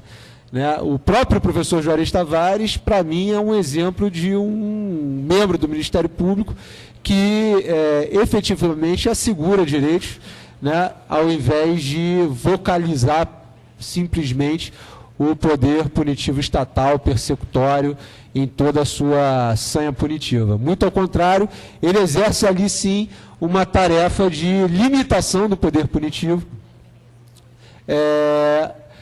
assegurando que a muitos daqueles que seriam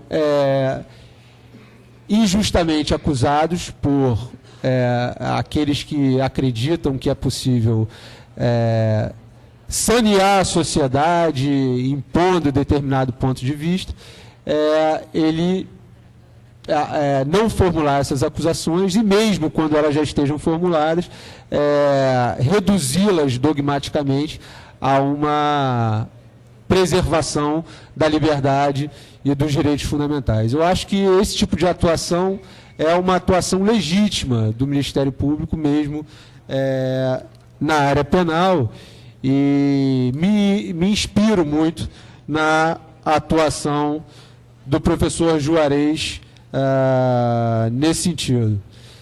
O compromisso, me parece, de cada um dos senhores na escolha da carreira a ser seguida e depois de feita essa escolha, de como agir dentro dela, é exatamente no sentido de contribuir para a transformação social, de forma a garantir os direitos fundamentais, sejam eles individuais ou sociais, ou seja, reduzir a desigualdade no país, diminuir a pobreza, assegurar direitos de uma forma geral.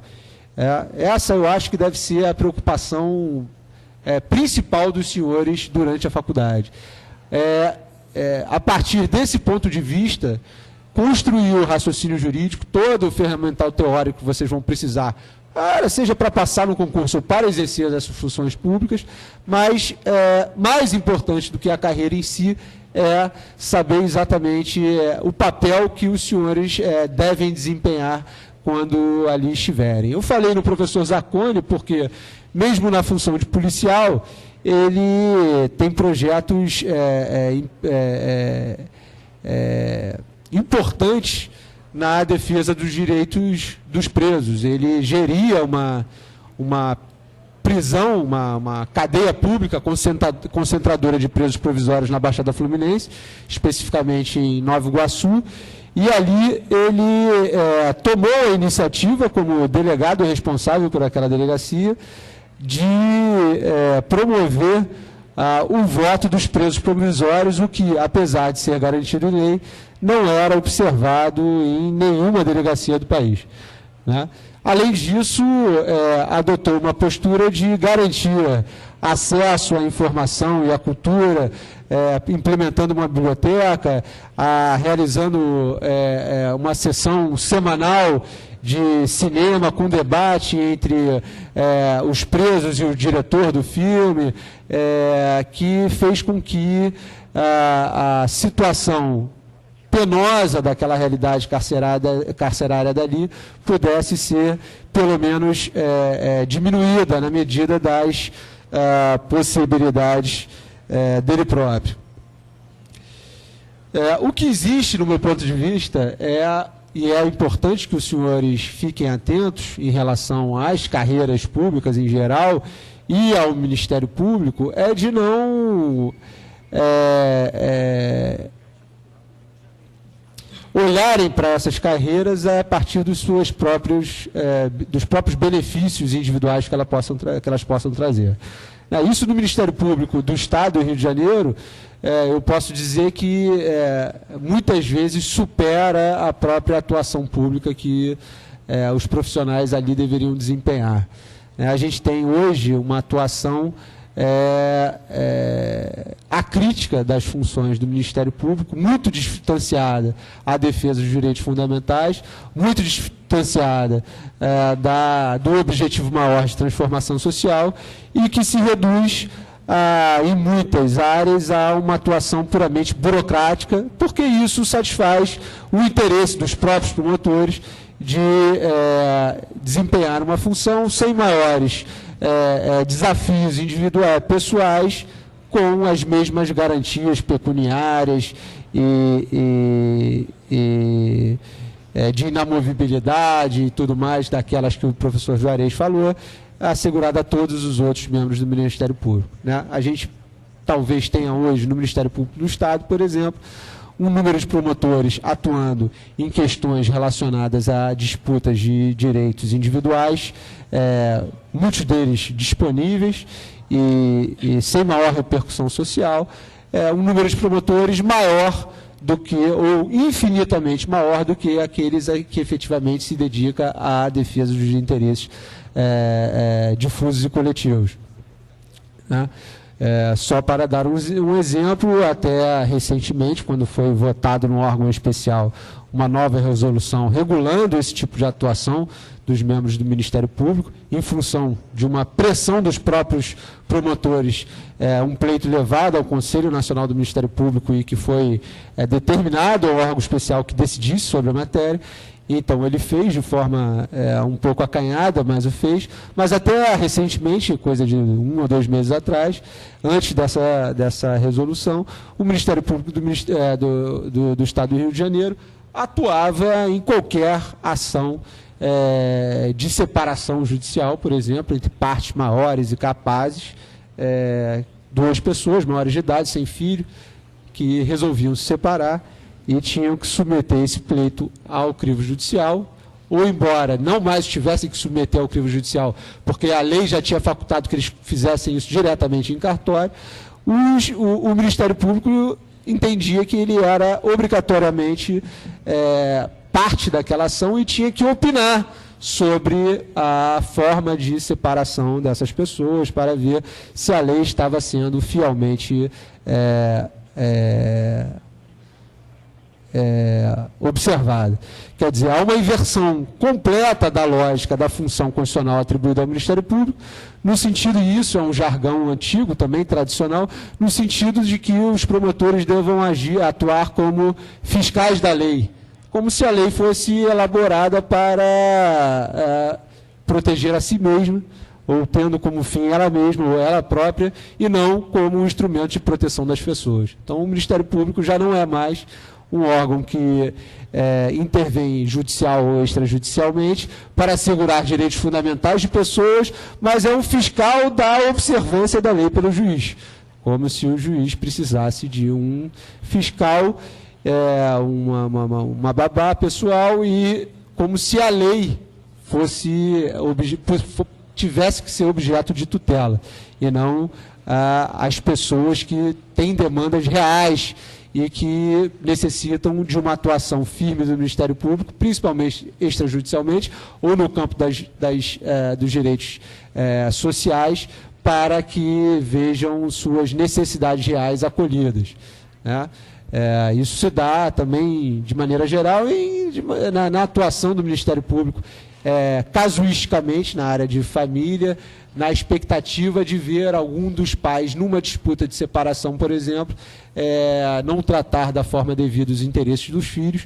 E então a gente tem na cidade do Rio de Janeiro, na capital, quase uma centena de promotores exercendo essa função de buscar, num número infindável de ações judiciais, alguma questão em que o interesse de uma criança que tem pai e mãe, que está sendo submetido à apreciação do juiz, esteja sendo violado, enquanto que basta abrir a porta do gabinete e ir às ruas e ver centenas, milhares de crianças sem nenhum direito garantido, sem qualquer pai ou mãe para olhar por elas, e que cumpriria ao Ministério Público exatamente essa função de olhar por aqueles que nada têm, e não faz por conta de uma organização estrutural completamente divorciada da realidade, vinculada a uma ideia antiga de fiscalização da lei e não de proteção do direito das pessoas. Então, isso pode ser feito no campo do Ministério Público, e essa é a experiência única que eu tenho, né?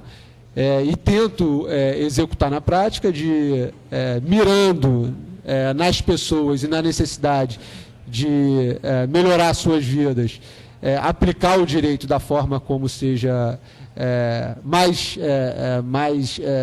garantista de direitos individuais,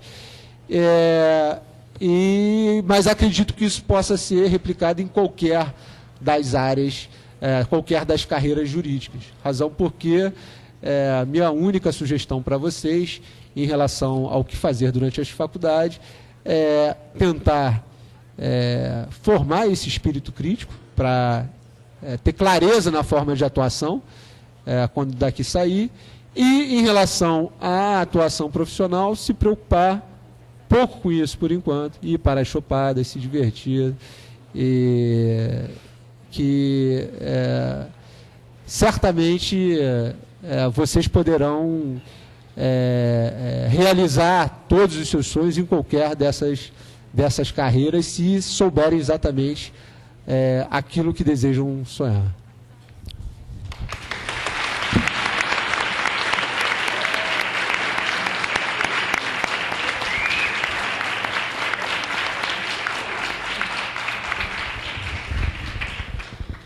Bom, então, agora a gente vai abrir para perguntas, mas antes gostaria de agradecer, em nome do CALC, a todos os palestrantes. O professor João Daniel foi esclarecedor e muito claro, e também animador quanto à carreira da diplomacia. Professor Juarez, é sempre um prazer tê-lo conosco no CALC, nas palestras. E doutor Tiago Joffre também, um prazer, muito obrigada. Tudo. Então, abrir para perguntas. Devido ao tempo curto, terão que ser poucas perguntas. Alguém tem alguma pergunta a algum dos palestrantes? Stephanie.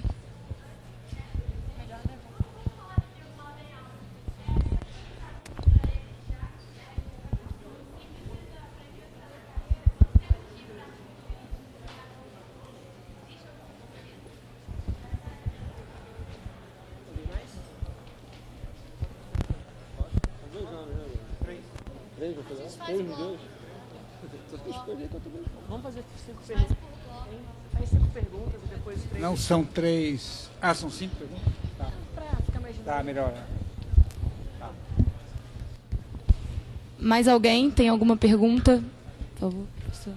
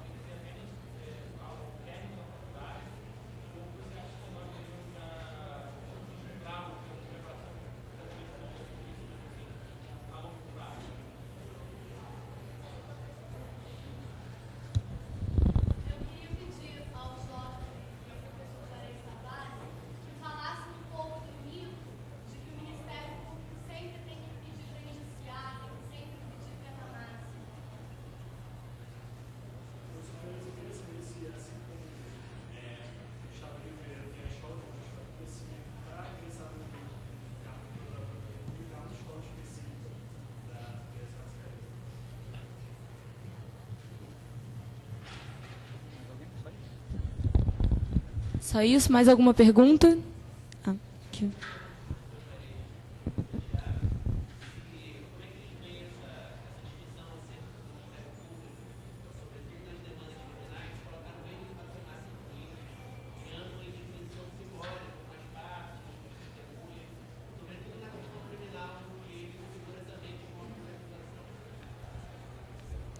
Mais alguma pergunta? Bom, então acho que nós podemos passar as respostas e também as considerações finais. Professor Juarez. Primeiramente, Stephanie, são 3 anos de requisito após a colação de grau. Só que é indispensável ter prática forense de 3 anos. De 3 anos de prática forense depois de formado. Isso está na Constituição Federal, né? E é uma exigência imposta pelo Conselho Nacional do Ministério Público, de que essa prática forense tem que ser avaliada depois de formado. A Constituição Federal não só diz 3 anos de prática forense, mas não diz exatamente depois de formado. O Conselho Nacional do Ministério Público estabeleceu em uma resolução que isso é avaliado depois da formatura. Portanto, eu recomendo, uma vez que se formem e queiram ingressar no Ministério Público, devam se associar a um escritório de advocacia para obter o certificado de que efetivamente exerceram a advocacia durante 3 anos, ou fazer um concurso público, mas não pode ser qualquer concurso público, tem que ser um concurso público em que o cargo seja privativo de advogado, para poder valer, então, dentro desse concurso público, desse período de 3 anos, como prática forense. Por exemplo, no Ministério Público existe um cargo chamado técnico, auxiliar técnico de procuradoria. Esse cargo não vale. Embora seja um cargo importante no Ministério Público Federal, é um cargo que o requisito para o seu ingresso é o curso médio, então não vale. Agora, o que vale? O cargo de assessor, de procurador, e o cargo de analista, que é privativo de advogado. Então, uma vez que se ingresse como assessor de procurador ou como analista, o tempo de 3 anos se conta como prática forense, para ingresso na carreira. Com relação a... O que mais que foi perguntado? Foi a Maísa que perguntou. A questão do é um problema esse negócio do Ministério Público ser punitivista ou não. O Ministério Público pode pedir a absolvição do réu, isso é evidente. Não há mais aquela antiga ideia de que o Ministério Público era órgão exclusivo de acusação, não podia fazer outra coisa senão acusar. O Ministério Público é um órgão, como diz o Tiago, assim, independente, então, consequentemente, não precisa acusar simplesmente, pode pedir a absolvição do réu. Pode, inclusive, interpor habeas corpus, quer dizer, impetrar habeas corpus em favor do réu. Isso está previsto, inclusive, expressamente. O Ministério pode impetrar habeas corpus. E há vários casos do Ministério Público que impetra habeas corpus. Por outro lado, eu acho que a sanha acusatória do Ministério Público, ela é motivada pelo excessivo poder que se dá ao procurador. Quando se dá muito poder a uma pessoa, sem nenhuma contenção, sem nenhuma forma de que esse poder seja delimitado, é lógico, o abuso é a consequência natural do exercício desse poder. Isso é evidente. Eu vejo situações em que há efetivamente o exercício abusivo do poder. É comum esse exercício abusivo do poder. Mas o órgão do Ministério Público tem que ter, quer dizer, o procurador tem que ter a consciência democrática de não permitir isso, de não atuar dessa maneira desenfreada em favor da acusação. Pelo contrário, eu acho que o órgão do Ministério Público tem que defender a pessoa humana antes de mais nada. Há um lema que eu sempre utilizo no exercício do cargo do Ministério Público. Esse lema é o seguinte: a lei penal não pode provocar a dessocialização da pessoa. Quer dizer, a ordem jurídica existe para a proteção da pessoa. A ordem jurídica não pode provocar uma desagregação social da pessoa. Então, quando a lei penal, se aplicada, provoque uma desagregação social da pessoa, ela não pode ser aplicada. Se, por exemplo, o juiz verificar, isso no Brasil infelizmente não verifica, que a pena imposta ao réu vai representar uma destruição do próprio réu e de sua família, essa pena é inútil, essa pena é inviável, essa pena é antidemocrática, não pode ser aplicada. Infelizmente, ela é aplicada. É muito difícil um juiz que tenha uma mentalidade humanista, democrática, em favor da defesa de direitos fundamentais, que não aplica uma pena dessa ordem. Muito difícil. Somente aquele juiz lá de Contagem, em Belo Horizonte, lá no Cerco de Belo Horizonte, que mandou libertar os presos porque pelo excessivo número de pessoas na cadeia e que transformava aquilo num amontoado de gente, uma promiscuidade absoluta e sem nenhuma possibilidade de recuperação social. Ele mandou libertar. E foi punido pelo tribunal por isso. Esse é um caso raríssimo no Brasil, em que o juiz manda libertar as pessoas porque constata que a prisão é uma infração direta ao preceito da defesa da dignidade da pessoa humana. Direto. Por exemplo, aqui no Espírito Santo, uma vergonha no Espírito Santo, os presos foram amontoados em containers. Vejam que o juiz deveria libertar todos nessa condição. Ah, não tem possibilidade, não tem prisão? Então liberte todos, porque nessas condições não pode ficar preso. Isso é muito raro acontecer, mas o Ministério Público tem que propor um tipo de ação para evitar que isso aconteça. Então quer dizer, a ação acusatória deve ser contida pelo Ministério Público.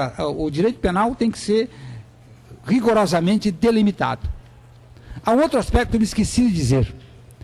O procurador da República, ou o membro do Ministério Público em geral, deve tratar o réu com dignidade. Deve.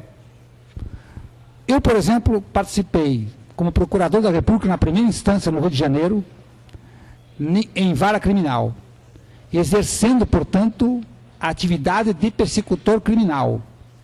Tive diante de mim réus das mais diversas origens. Algumas vezes, por exemplo, tive diante de mim acusados, réus que pertenciam ao cartel de Medellín, e que diziam na época, olha, esse